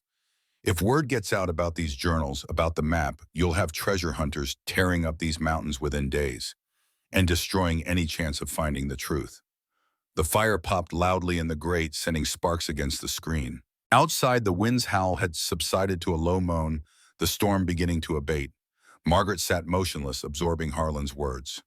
The journals weren't just a potential treasure map. They were historical documents that could finally reveal what had happened to Samuel Drake and the stolen gold that had claimed so many lives directly and indirectly. The snow's letting up, Harland said, glancing toward the window where dawn had begun to lighten the eastern sky. If the temperature rises enough, the roads might be passable by afternoon. You're leaving. Unless you want me to stay. He began gathering the journals, stacking them neatly on the table, rather than returning them to their hiding place. These are yours, Margaret. Whatever you decide to do with them, with the information they contain, that's your choice. But I'd like to make a proposal. What kind of proposal? A partnership. Harland met her gaze directly. Spring is still months away. The mine entrance will be buried in snow and ice until at least April. Even Drake had to wait out the winter before retrieving his gold. That gives us time to study these journals properly, to understand exactly what we're looking for and where. Come spring, we search together. And the gold, if we find it, we'll cross that bridge when we come to it. His expression softened slightly. But I'm not interested in personal enrichment from blood money. Whatever we find, it needs to be properly documented, the historical record set straight. After that, he shrugged. I'm more interested in closing my family's chapter with Samuel Drake than in getting rich. The offer seemed reasonable, even generous, given the circumstances. Harland's knowledge of the mountains would be invaluable when the time came to search for the mine. His family connection to the Drake saga gave him legitimate interest in its resolution. And if Margaret was honest with herself, the prospect of facing the winter alone in this isolated cabin had become more daunting with each passing day. Partners, she said, extending her hand, but no more searching through my things while I sleep. A smile tugged at the corner of his mouth as he took her hand. Agreed, though in my defense I was checking the floor for drafts when I noticed the loose board. A likely story, Deputy. But there was no real anger in her tone. Something had shifted between them, a tentative trust building on the foundation of shared secrets. Outside, the first rays of morning sun glinted off the fresh snow, transforming Devil's Ridge into a glittering wonderland that hid its dangers beneath beauty. Somewhere beneath that pristine blanket lay answers to questions that had haunted two families for generations, and possibly enough gold to change both their lives forever. The following weeks settled into an unexpectedly comfortable routine. Margaret and Harland divided their time between practical survival tasks and meticulous study of Drake's journals, searching for any overlooked details about the mine's location or the fate of the outlaw himself. Harland made the treacherous journey between Colemont and the cabin every few days, bringing supplies and news from town. The winter had deepened its grip on the mountains, with temperatures rarely rising above freezing and additional storms adding to the already substantial snowpack. Without Harland's help and mountain expertise, Margaret knew she would have struggled to survive her first Montana winter. Today marked 3 weeks since their partnership began. Outside, fat snowflakes drifted lazily through the clear mountain air, accumulating on branches already bent under their white burden. Inside, the cabin had been transformed. Margaret had scrubbed every surface, repaired smaller leaks in the roof, and arranged her meager possessions to create a space that, while still rudimentary, felt increasingly like home. "Found something," Harland announced, looking up from the second journal, where Drake had documented his recovery from his wounds. He sat at the oak table, various maps spread before him alongside the outlaw's writings. Margaret paused in her task of organizing the kitchen shelves to join him. "What is it?" "An inconsistency I hadn't noticed before." He pointed to an entry dated January 15th, 1900. Here, Drake mentions taking a full day's journey to check on the mine entrance after a heavy snow, returning to the cabin as the sun touched the western peaks. "That suggests the mine is farther than we thought," Margaret observed, leaning over his shoulder. "Exactly, Pen. In these conditions, a full day's journey, even for someone familiar with the terrain, couldn't be more than 7 or 8 miles round trip." Harland traced a circle on the topographical map with his finger. "That puts the mine entrance somewhere in this area, not near Raven's Gorge, where we initially thought." Margaret studied the region. He indicated a section of particularly rugged terrain, marked by tightly clustered contour lines indicating steep slopes. "Could Frozen Falls still be the landmark?" Drake mentioned the ice curtain behind which the entrance is hidden. "Possibly." Harland consulted another map, this one showing water features. "There are several seasonal waterfalls in that area, any of which could freeze during winter." Without Drake's exact description of the approach, it's difficult to narrow down further. He sighed in frustration. If only the map he drew had been more detailed. "He was deliberately vague," Margaret reminded him. "Drake didn't want anyone else finding his gold if the journals fell into the wrong hands." Harland nodded, his expression pensive. "My great-grandfather must have come tantalizingly close during his searches all those years. And the answers were hidden right here in this cabin." Margaret heard the note of regret in his voice. "Your family never gave up, though. That persistence is why we have the chance to solve this mystery now." He glanced up at her, a hint of warmth replacing the regret in his blue eyes. "True enough. And speaking of persistence, I managed to track down some information on your great-uncle's estate administrators while I was in town yesterday." This caught Margaret's attention. Since learning from Harland that her inheritance might have been manipulated, she'd wondered about the law firm's motives in directing her to the seemingly worthless cabin. "What did you find out?" "The firm that handled Frank's estate, Ridgway and Partners, also represents Westridge Timber, which has been trying to acquire logging rights to this property for years. Specifically the old-growth forest on the north slope," Margaret noted, "the same area where Drake supposedly buried his saddlebags." "Exactly. If those trees were harvested, any evidence of Drake's cache would likely be destroyed during the logging operation." The implications troubled Margaret. "So my arrival complicated their plans. They probably expected me to sell quickly out of necessity or simply abandon the property when I saw its condition." "That would be my guess." Harland leaned back in his chair. "I've asked a friend in the county assessor's office to look into the ownership structure of Westridge Timber. There might be connections worth exploring." Margaret appreciated his thoroughness. Harland had proven himself a valuable ally, not just in their search for Drake's gold, but in navigating the complexities of local politics and property issues she would never have understood on her own. Yet sometimes she caught him watching her with an expression she couldn't quite interpret, as if he was still trying to decide whether to fully trust her, or perhaps wrestling with his own motivations regarding the outlaw's treasure. "The town meeting's tonight," he said, changing the subject. "Mayor's called it to discuss the spring festival plans. Good opportunity to meet more locals if you're interested in joining me." "I'd like that," Margaret replied. She had ventured into Colemont several times since that first visit, gradually becoming a familiar face to the townspeople. Most had been welcoming, though she sensed an undercurrent of curiosity about her presence that occasionally bordered on suspicion. Some clearly wondered why anyone would willingly inhabit the isolated cabin, especially a woman alone. Of course, she wasn't truly alone anymore. Harland's frequent presence had undoubtedly been noted and discussed. Small towns thrived on such observations, weaving narratives from fragments of fact and generous portions of speculation. Margaret wondered what story Colemont was telling itself about the widow and the deputy. "I should warn you," Harland said, as if reading her thoughts, "people are talking about us." "I'm not surprised." Margaret returned to the kitchen shelves, organizing canned goods by type, a small attempt at imposing order in her uncertain new life. "I imagine it's quite the scandal, the city widow and the local lawman spending so much time together in an isolated cabin." A smile tugged at Harland's mouth. "Ida Wilkins has apparently appointed herself our official matchmaker. She cornered me outside the general store yesterday to enumerate your virtues and remind me that I'm not getting any younger." Margaret laughed despite herself. "That sounds like Ida. She tried something similar when I was in town last week, though she focused more on your apparently extensive property holdings and good standing in the community." "All true, of course," he said with mock seriousness, though she neglected to mention my scintillating conversational skills and exceptional taste in literature. Clearly an oversight on her part. Margaret matched his light tone, appreciating the moment of levity. Such moments had become more frequent as they grew comfortable with each other, their initial wariness giving way to something approaching friendship. "We should go soon if we want to reach town before dark," Harland said, glancing at his watch. The last section of road was still icy this morning. While Harland gathered the journals and maps, securing them in their newest hiding place, a compartment they'd discovered behind a loose stone in the fireplace, Margaret prepared for the trip to town.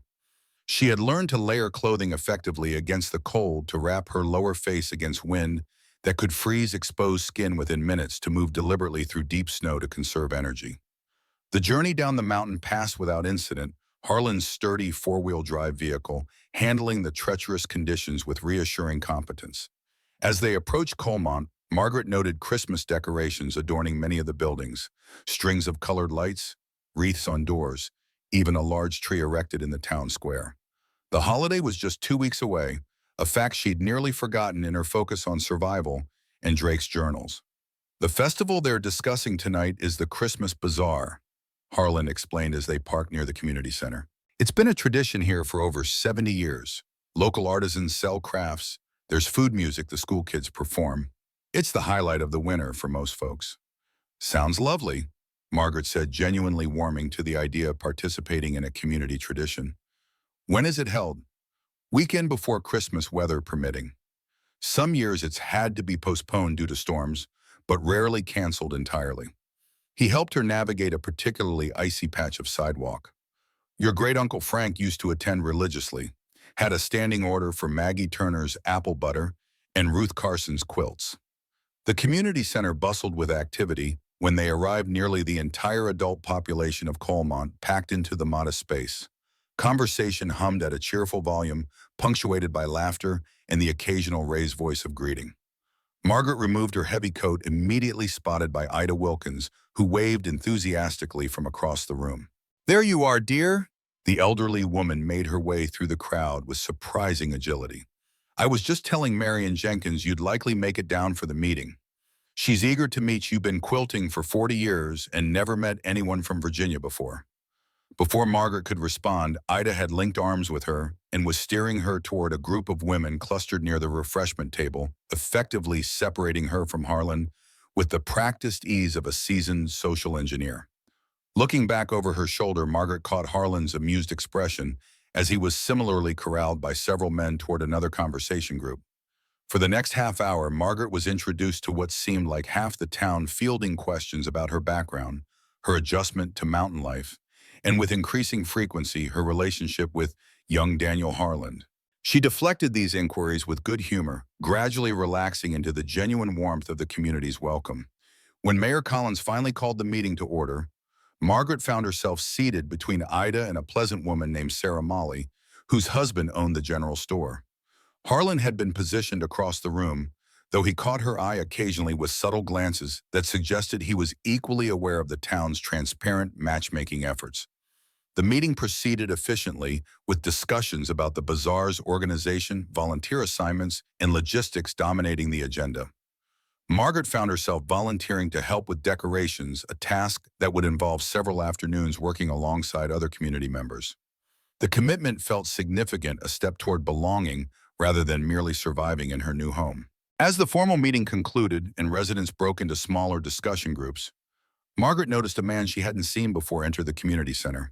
Tall and expensively dressed in a manner that marked him as an outsider, he surveyed the room with the confidence of someone accustomed to commanding attention. When his gaze landed on her, he smiled and began making his way through the crowd in her direction. "Margaret Caldwell," he asked, extending his hand. "Richard Maxwell, Westridge Timber. I've been hoping to meet you." The introduction immediately raised her guard. This was the company Harland had mentioned, the one trying to acquire logging rights to her property, potentially destroying any evidence of Drake's buried gold in the process. "Mr. Maxwell," she acknowledged, accepting his handshake briefly. "What brings you to Colemont?" "Business primarily. We have interests throughout the region." His smile remained fixed, professionally charming. "But when I heard Frank Drake's heir had taken up residence in the old cabin, I wanted to introduce myself personally. Your property represents a significant old-growth timber resource." "I wasn't aware my property was considered a resource by anyone," Margaret replied coolly. Maxwell chuckled as if she'd made a clever joke.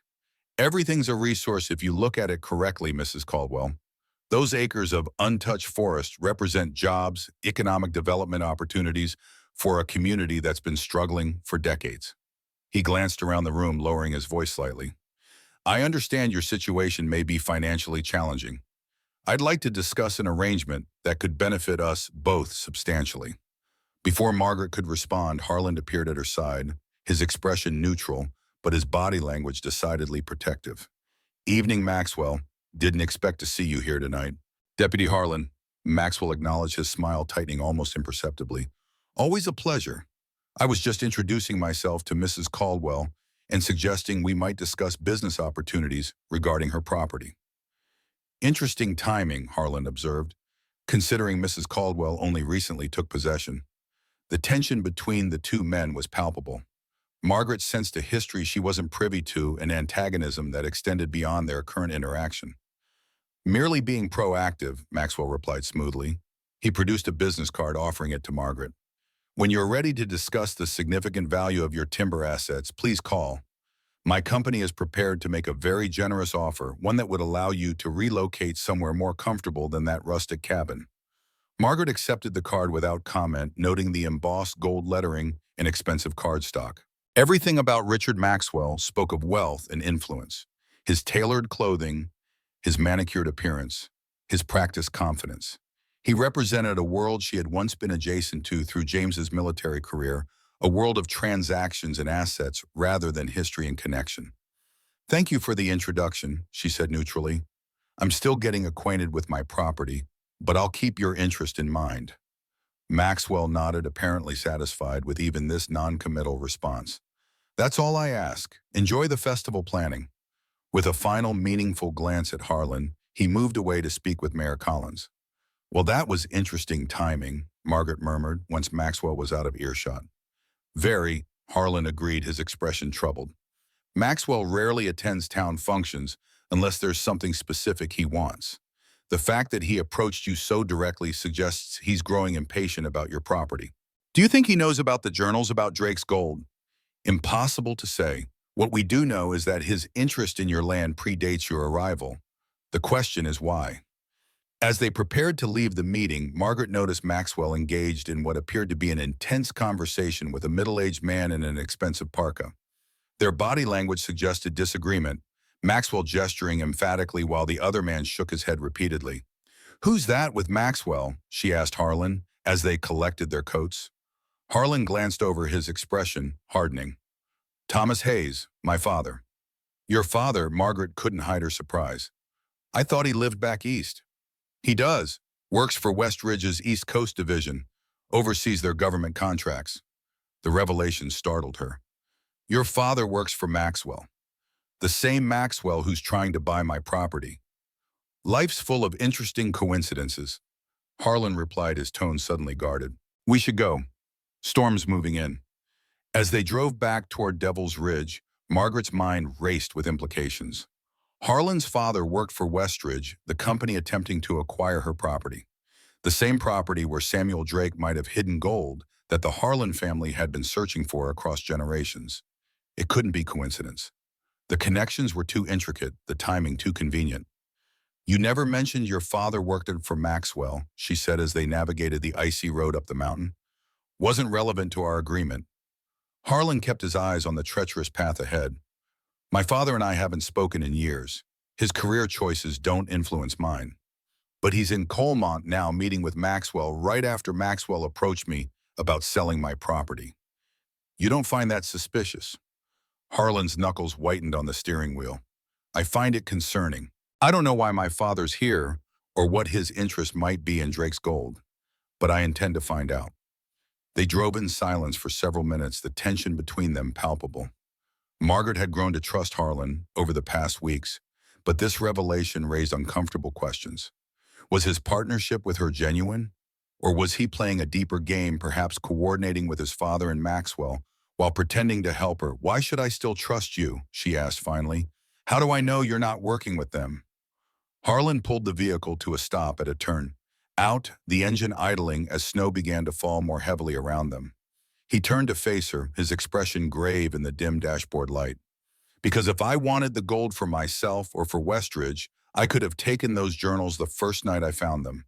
You'd never have known they existed. The logic was irrefutable, but Margaret needed more.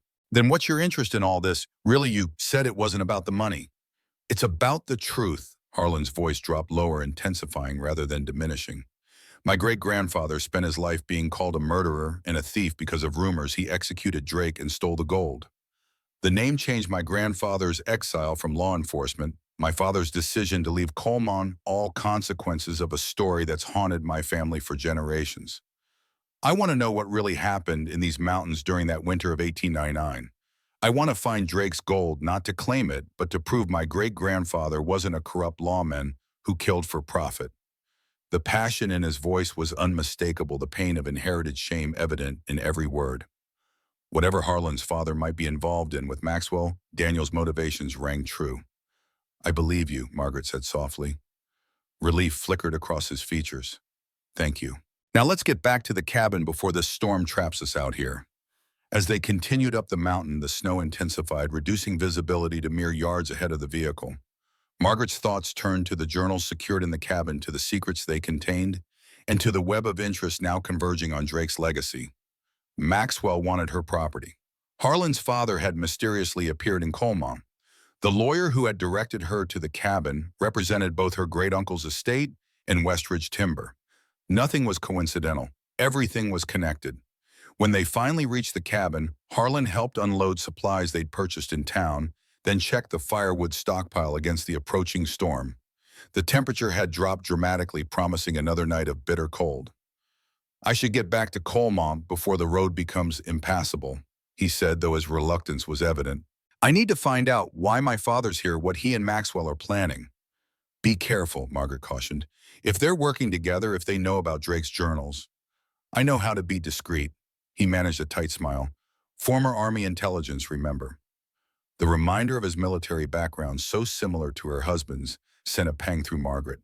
Both men shared that quiet competence, that ability to face danger with calculated precision rather than bravado. I'll radio when I reach town, Harlan promised. Check in every few hours until the storm passes. After he departed, Margaret secured the cabin against the strengthening wind, then retrieved Drake's journals from their hiding place. With the fire crackling in the hearth and the first heavy snowflakes beginning to coat the windows, she returned to the Outlaw's account, searching for any detail they might have overlooked. The final entry in the last journal caught her attention anew, a passage dated March 15, 1900, that they had previously dismissed as delirium from Drake's worsening condition. The marshal comes. I hear his horse on the trail below, though the snow muffles the hoofbeats. He has found me at last, as I knew he must. The El Dorado waits her golden heart, safe within the mountain's embrace. What I have written here I entrust to the future. May whoever finds these pages understand that Samuel Drake was more than the stories told of him. The mine will reveal the true purpose of my journey west, the reason for the blood on my hands. Let history judge me when the full account is known. The passage had always seemed cryptic, the ramblings of a dying man. But what if it contained more? What if Drake was suggesting the mine held not just gold, but some kind of explanation or justification for his actions?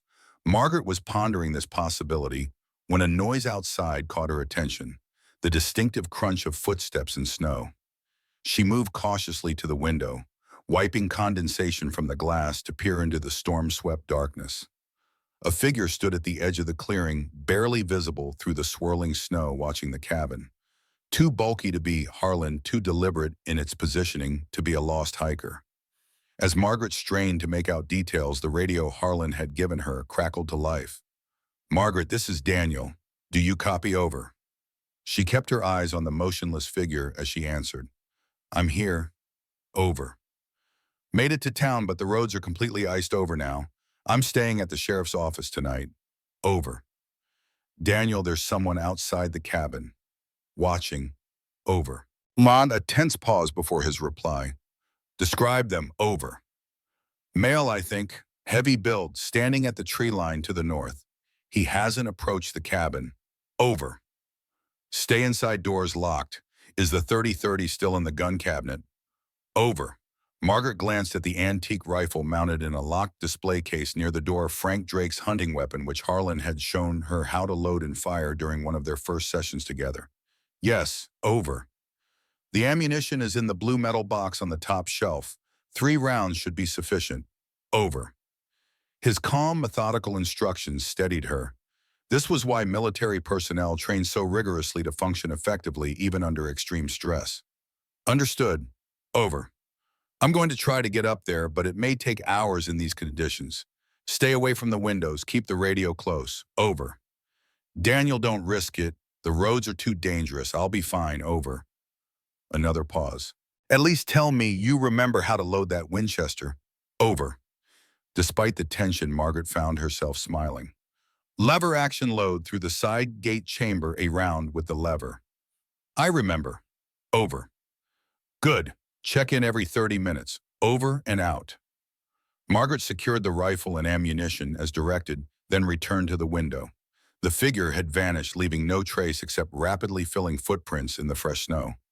The question wasn't whether someone was watching the cabin. The question was why, and whether they knew about Drake's journals, the map to the mine, and the potential fortune hidden beneath the snow.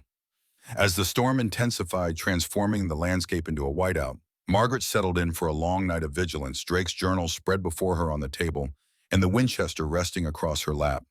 The secrets of the Dorado vein had remained hidden for over a century. She was determined they would stay that way until she and Harland could uncover the full truth about Samuel Drake and the legacy that had shaped both their families' histories. The storm raged through the night, battering the cabin with wind and snow until dawn slowly brightened the eastern sky. Margaret had maintained her vigil, alternating between studying Drake's journals and monitoring the property's perimeter through brief glimpses out frost-rimmed windows. The mysterious figure had not reappeared, but the sense of being watched persisted like a physical presence. She checked in with Harland every half hour, as promised, their exchanges brief and professional. The roads remained impassable. He wouldn't attempt the journey to the cabin until conditions improved. Margaret was on her own. As morning light strengthened, she surveyed the transformed landscape. Snow had drifted against the cabin's northern wall, nearly reaching the windowsills. The clearing surrounding the structure lay beneath at least 3 feet of fresh powder, with deeper accumulations where the wind had sculpted abstract formations against trees and rocks. No footprints remained visible from the previous night's visitor. The pristine white surface revealed no evidence anyone had approached the cabin, a perfect blank slate concealing whatever secrets might lie beneath. Margaret set the Winchester aside and brewed suwa and coffee on the wood stove, her movements mechanical after the sleepless night. The radio crackled to life as she poured the steaming liquid into a chipped mug. "Margaret, it's Daniel. Morning check-in. Over." "I'm here. No further sightings. Over." Roads still closed. Counties prioritizing the main highways. Devil's Ridge access might not be cleared until tomorrow. Over. Understood. I have supplies. Over. A brief pause. Margaret, there's something you should know. My father left town last night right before the storm hit, and Maxwell wasn't at his usual hotel this morning. Over. The implications were clear. If both men had departed suddenly despite the approaching blizzard, they had had compelling reasons. Reasons potentially connected to Drake's gold. Any idea where they went over? None, but I've been making calls. Thomas has government connections from his days in Army intelligence. Pulled some strings with the state archives. Over.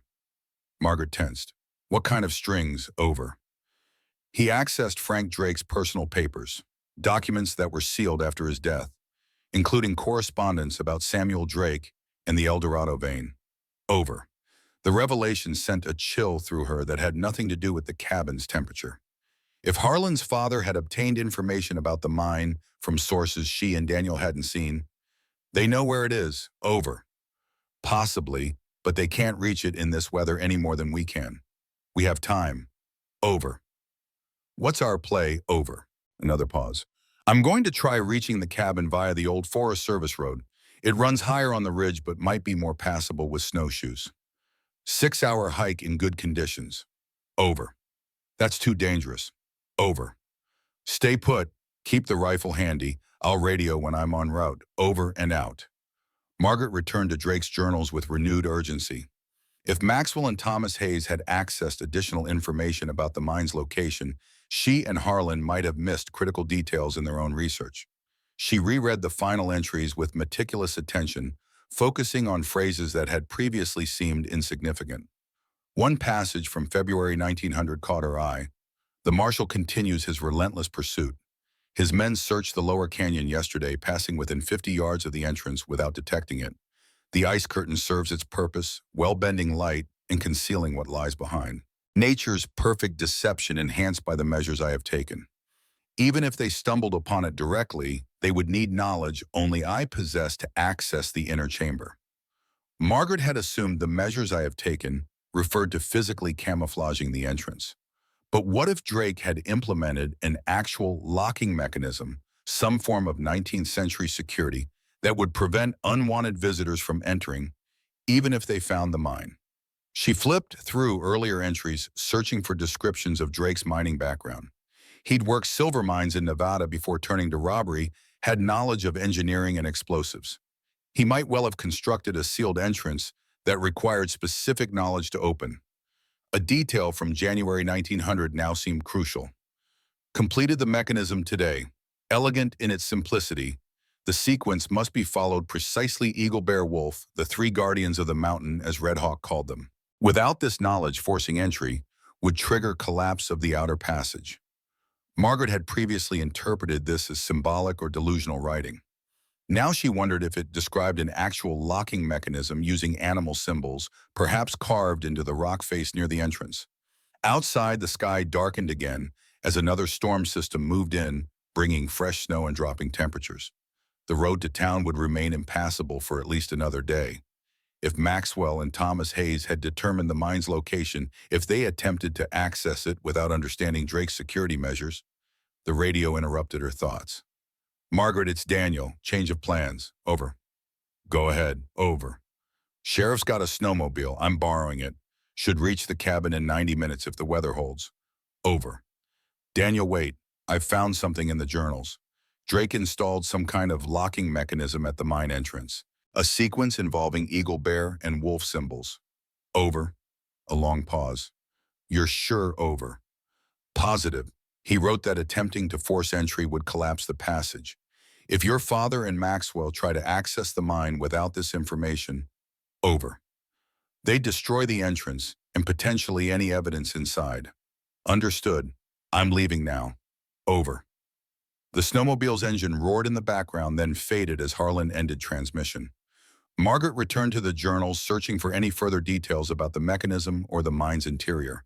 An hour later, she heard the distinctive whine of a snowmobile engine approaching through the storm.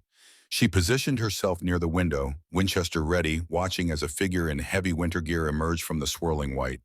Harland removed his snow-covered helmet as he entered the cabin, his face reddened from the biting cold. Roads are completely blocked, he reported without preamble. But I spotted fresh snowmobile tracks on the northern slope, two machines heading toward Blackstone Peak. Maxwell and your father. Almost certainly, they're making for the high country despite the storm. They must be confident about the mine's location. Margaret retrieved the journals from the table. I've been reviewing Drake's entries. I think I know why the El Dorado vein was never found even with the map. She pointed to the passage describing the locking mechanism. Drake created some kind of combination lock using animal symbols. Without the correct sequence, the entrance either won't open or will collapse if forced. Harland studied the entry, his expression grim. That explains a lot, including why none of the local search parties ever found anything, even when they were in the right area. But how would Maxwell and your father know about this? These journals have been hidden for decades. Harland hesitated, his gaze shifting to the cabin's rough-hewn floor. Because my father has Drake's original map, the one he carried when he fled into these mountains. The revelation hung in the air between them. Margaret stared at him, processing the implications. How long have you known this? Since last night. My father came to my office after the town meeting, showed me the map, and tried to convince me to partner with him and Maxwell. And you didn't tell me immediately? I was trying to verify what he told me. The story, it changes everything we thought we knew about Drake and the gold. What story? Harland moved to the fire, warming his hands before speaking. According to my father, the map has been in our family since 1900, passed down from Robert Harmon with explicit instructions that it should never be used to find the mine. Why not? Because Drake wasn't just an outlaw, he was a government agent. The statement was so unexpected that Margaret laughed in disbelief. A government agent, Samuel Drake, was one of the most notorious criminals in Western history. That was his cover. According to my father, Drake was working for the Treasury Department investigating corruption in Western mining operations and banks. The robberies were sanctioned operations targeting institutions suspected of money laundering and fraud. That's convenient and completely contradicts historical records. Convenient for whom my family has kept this secret for generations, knowing that revealing it would destroy Robert Harmon's reputation. He'd be seen as complicit in government-sanctioned theft, not the upstanding lawman history remembers. Margaret studied Harland's face, searching for signs of deception. She found none, only the troubled expression of a man confronting an uncomfortable legacy. If Drake was working for the government, why would he hide the gold in these mountains? Why not return it to the Treasury? Because he discovered that his Treasury handlers were corrupt. The stolen money wasn't being reclaimed for the government, it was being redirected to private interests with political connections. When Drake realized he was being used, he went truly rogue, hid the money where no one could find it. The pieces were beginning to align with details from the journals. Drake's cryptic references to those who betrayed their oaths, his obsession with documenting everything in his journals. And Robert Harmon, was he part of this corruption? No, he was pursuing Drake legitimately, unaware of the Treasury connection. When he finally tracked Drake to this cabin, Drake was dying, but still lucid enough to explain everything. He gave Robert the original map and made him promise to ensure the gold remained hidden, which explains why your family has watched this property for generations. We weren't searching for the gold, we were protecting its location. Margaret processed this revelation mentally, re-examining every interaction with Harland since their first meeting. If that's true, why is your father working with Maxwell to find the mine now? Harland's expression hardened. Because Maxwell convinced him the truth should finally be revealed, that exposing the century-old corruption would somehow restore our family's honor. But you don't believe that's Maxwell's real motivation. Maxwell doesn't give a damn about historical justice or my family's reputation. He wants the gold pure and simple, and he's using my father to get it. The radio on Harland's belt squawked, interrupting their conversation. He adjusted the frequency and responded. Harland here. Over. Daniel, it's Sheriff Collins. Just got word from Forest Service. Avalanche warning for the entire Blackstone Ridge area. Major slide already reported on the northeast face. Anyone up there needs to evacuate immediately. Over. Understood. Any reports of persons in the area? Over. Negative, but visibility's near zero. SAR teams can't deploy until the system passes. Over. Copy that. I'm at the Drake cabin with Mrs. Caldwell. We'll shelter in place. Over and out. Harlan returned the radio to his belt, his expression grave. Blackstone's northeast face. That's exactly where the mine entrance should be according to both Drake's map and my father's. If they were caught in an avalanche, we need to move now, storm or no storm. Margaret was already gathering gear, extra layers, emergency supplies, the rifle. How the snowmobile can't carry both of us through these conditions.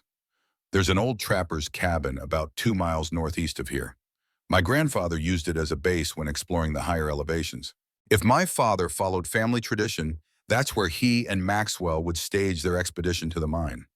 2 miles in this weather. Snowshoes in the storage shed, it's our only option.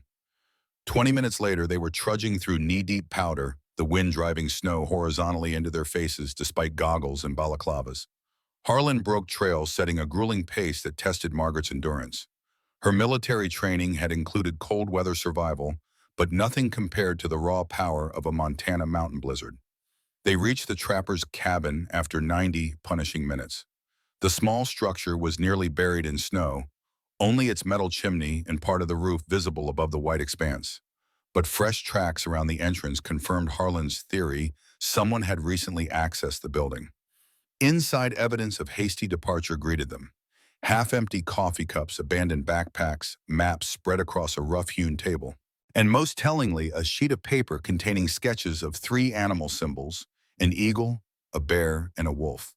They know about the locking mechanism, Margaret observed, how Harland examined the maps left behind. These aren't from any standard survey. They're geological assessments commissioned by West Ridge Timber, focusing on the northeastern slope. Looking for gold deposits. Looking for anomalies consistent with 19th century mining activity. Ground-penetrating radar thermal imaging. Maxwell's been searching scientifically while pretending to assess timber value. He pointed to a circled area on one map. That's where they were heading, half-mile from the avalanche site reported by the Forest Service. We need to get up there. In this storm, it would be suicide. Your father's up there, and if he and Maxwell found the entrance, if they triggered Drake's booby trap, Harland checked his watch, calculating. The mine entrance would be on the lee side of the ridge, somewhat protected from the main force of the storm. If we follow the eastern approach, rather than going directly up the northeastern face, we might reach it without crossing the avalanche zone. Might being the operative word. Margaret gathered the abandoned maps and the paper showing Drake's symbols. We've come this far. I'm not turning back now. Their ascent toward Blackstone Peak tested the limits of human endurance. The storm intensified as they climbed, reducing visibility to mere yards. Without Harland's intimate knowledge of the terrain, they would have become hopelessly lost within minutes. 2 hours into their journey, the slope steepened dramatically. They traversed laterally, seeking the eastern approach Harland had suggested. Wind screamed around rock outcroppings, creating an otherworldly howl that seemed to embody the mountain's hostility toward human intrusion. There, Harland shouted over the gale, pointing toward a dark horizontal line visible against the white backdrop of snow. That's the old mining road, abandoned in the 1930s. It leads directly to the northeastern slope. The narrow shelf carved into the mountainside offered slightly easier passage, though decades of erosion had left it treacherous in places. They followed it for nearly a mile before Harland suddenly halted, raising his hand in warning. Fresh slide, he called, indicating the snow-covered debris field that had obliterated the path ahead. Recent, within the last hour. Can we get around it? Have to go up and over, carefully. The entire slope's unstable. They ascended painstakingly, testing each step before committing their weight. Near the top of the debris field, Margaret spotted an unnatural shape protruding from the snow, the back end of a snowmobile nearly buried by the avalanche. Daniel, look. They carefully made their way to the partially buried machine. No sign of its rider, but the registration sticker visible on the exposed section confirmed their fears. West Ridge Timber Company. Maxwell or my father. No way to tell. Second machine might be completely buried, or they could have been traveling together. The implication hung unspoken between them. If the avalanche had caught the riders along with their vehicles, the chances of survival were minimal.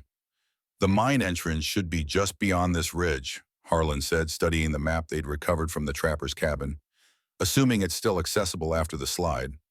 They crested the ridge and descended into relative calm, a horseshoe-shaped depression sheltered from the direct force of the storm.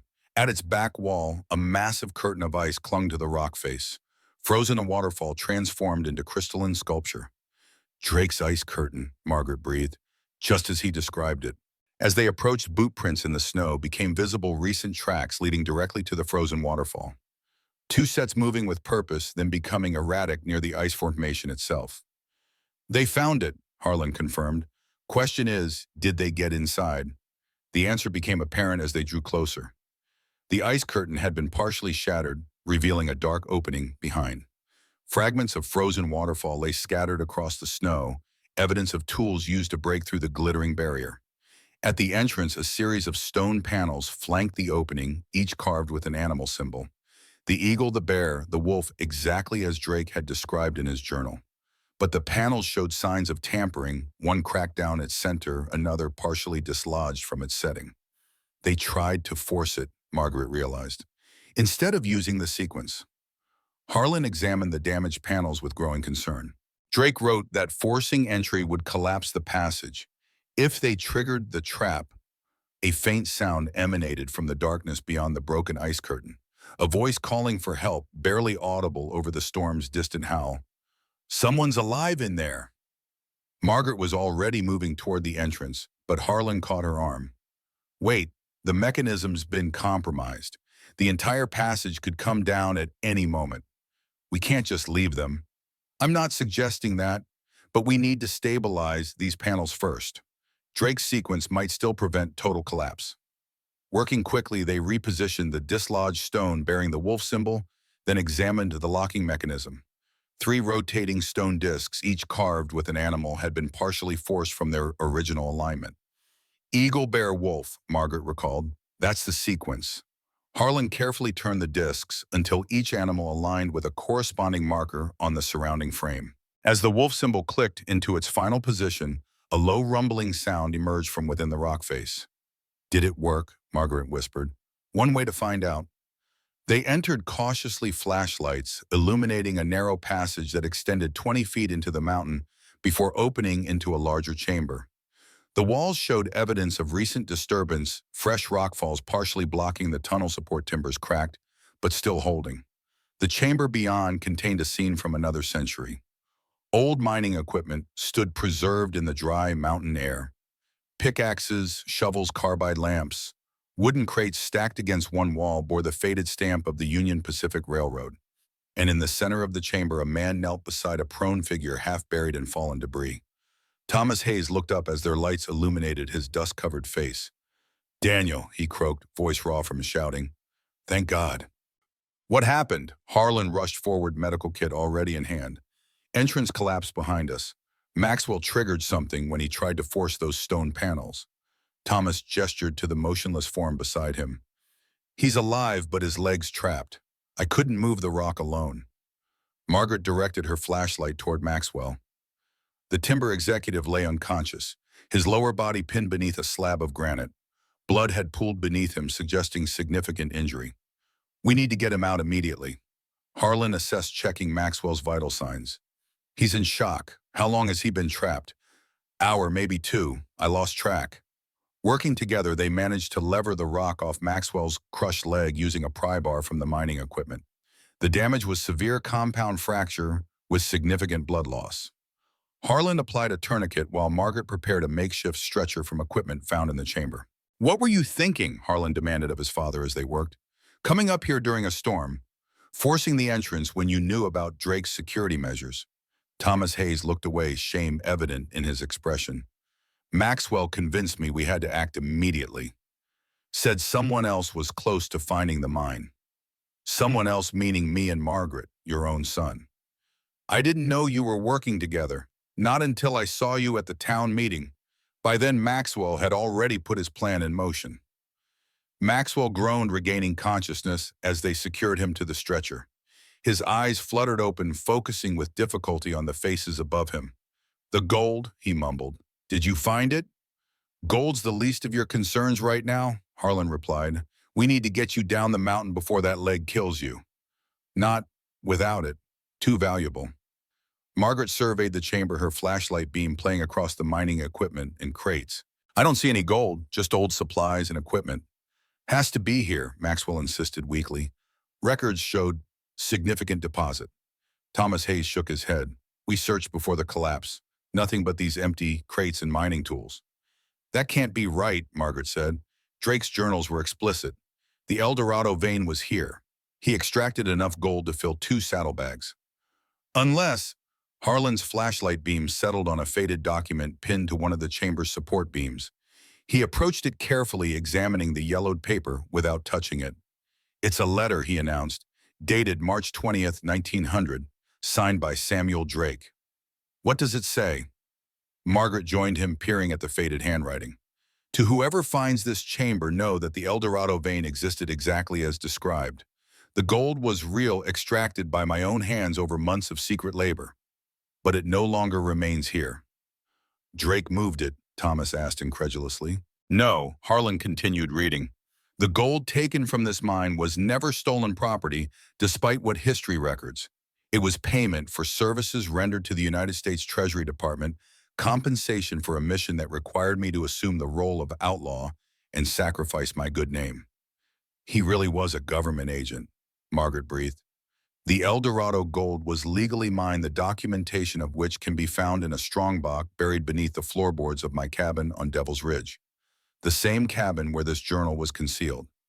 If you have found this chamber, you have likely read my account and know the truth of my mission. The cabin, Thomas Hayes murmured. All this time, the answers were in the cabin itself. But the gold, Maxwell protested weakly from his stretcher, is long gone. Harland finished, still reading from Drake's letter. Upon realizing that certain Treasury officials had betrayed their oaths and intended to claim my rightful compensation, I removed the gold from this location.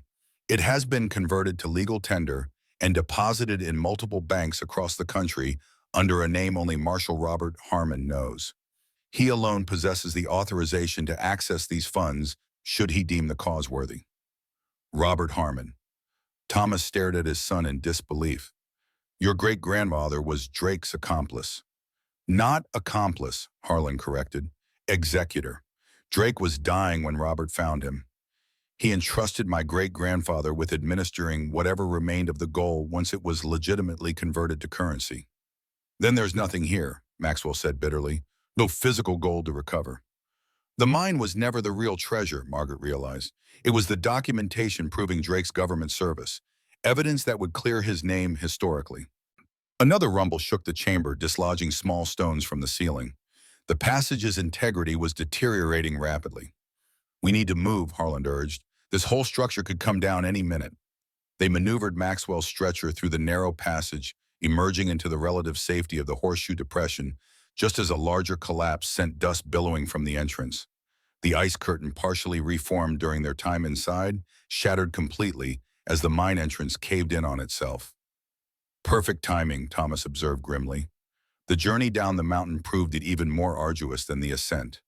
Maxwell's condition deteriorated despite their best efforts, the combination of blood loss and exposure threatening his life with each passing hour. They reached the trapper's cabin as darkness fell, the storm finally beginning to abate. Inside, Harland established radio contact with Colemont, arranging for emergency evacuation once weather permitted helicopter access. Margaret tended Maxwell's injuries with their limited supplies, while Thomas huddled near the stove, shock and exhaustion evident in his hollow gaze. All these years, he murmured, as Margaret checked Maxwell's vital signs. My family protected a secret we didn't fully understand. Your ancestors did what they thought was right, Margaret replied, preserving Drake's legacy until the truth could safely emerge. And the gold, those bank accounts Drake mentioned. If they existed, the funds are long gone, Harland said, returning from his radio communication. Over a century of banking changes, mergers, regulations. Even with the authorization documents, accessing century-old accounts would be nearly impossible. Maxwell stirred on his makeshift bed.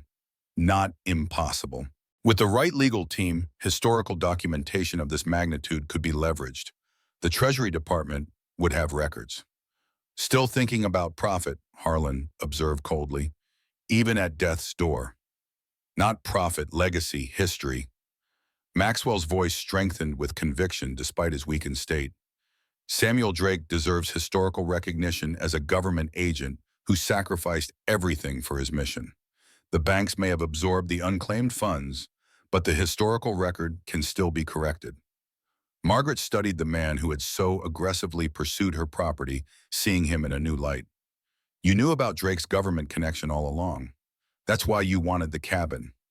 Not for timber rights, but for the documentation you suspected was hidden there. My grandfather served in the Treasury Department during the 1940s, Maxwell confirmed.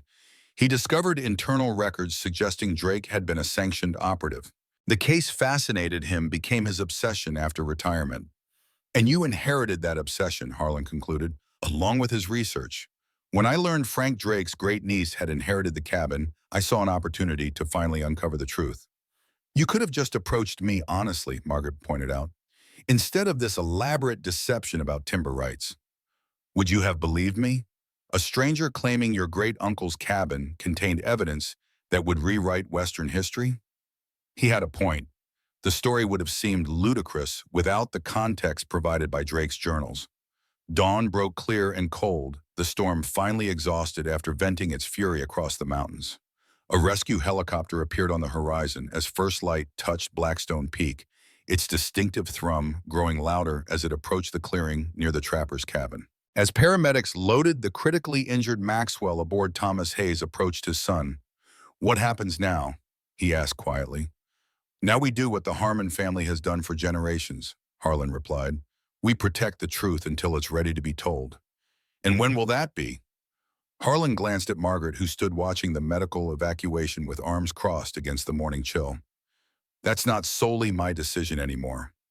The helicopter lifted off, banking southward toward the hospital in Missoula. Thomas boarded a second Forest Service helicopter that had arrived to transport the remaining party off the mountain. Margaret and Harland remained at the cabin site after the aircraft departed, surveying the transformed landscape. The storm had receded, leaving a world scoured clean and brilliantly white under the rising sun. "Drake's strongbox," Margaret said, breaking the comfortable silence. "It's still waiting at the cabin, isn't it, hidden beneath the floorboards all this time?" "Probably right under where you were sleeping," Harland agreed with a hint of irony. "The documentation that would vindicate both Samuel Drake and my great-grandfather. What will we do with it? Go public contact historians?" Harland considered the question, his gaze fixed on the distant peak where the mine entrance now lay permanently sealed. "Drake entrusted my family with his legacy for a reason.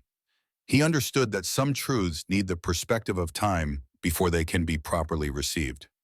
It's been over a century, Daniel. How much more perspective do we need?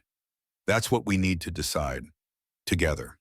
They began the journey back toward Devil's Ridge, following their partially filled tracks from the previous day's desperate trek. The mountains surrounding them held their secrets close, just as they had for generations. But mountains measured time differently than humans. Their patience was geological in scale, their memories carved in stone. "I never told you why I really came to the cabin," Margaret said, as they approached the familiar clearing where the structure stood waiting. "It wasn't just financial desperation, though. That was real enough. I suspected there was more." James was obsessed with Western history, particularly outlaw legends. Samuel Drake fascinated him. He'd collected books, articles, every scrap of information he could find about the Union Pacific robbery and Drake's disappearance. Many people are interested in Western outlaws. It's part of American mythology. This was different, more personal. Margaret paused, organizing thoughts she'd never fully articulated. "When James was deployed on his final mission, he left me a letter. Said if anything happened to him, I should accept any unexpected inheritance that might come my way, no matter how worthless it initially appeared." Harland stopped walking, studying her face intently. "He knew about the cabin, about your connection to Frank Drake." "Somehow, yes. I dismissed it as delirium from his medication when he first mentioned it. Then 3 months after his funeral, I received the attorney's letter about a distant great-uncle's property in Montana. James orchestrated your inheritance." "I believe he did, though I don't know how or why he thought it was important. Until now." They reached the cabin as afternoon shadows began stretching across the snow. Inside, everything remained as they had left it. Journals on the table, fire burned to ash, and the great Winchester rifle leaning against the wall. Where would Drake have hidden the strong box? Margaret wondered aloud, surveying the plank flooring. Somewhere significant, somewhere only someone who had read his journals thoroughly would think to look.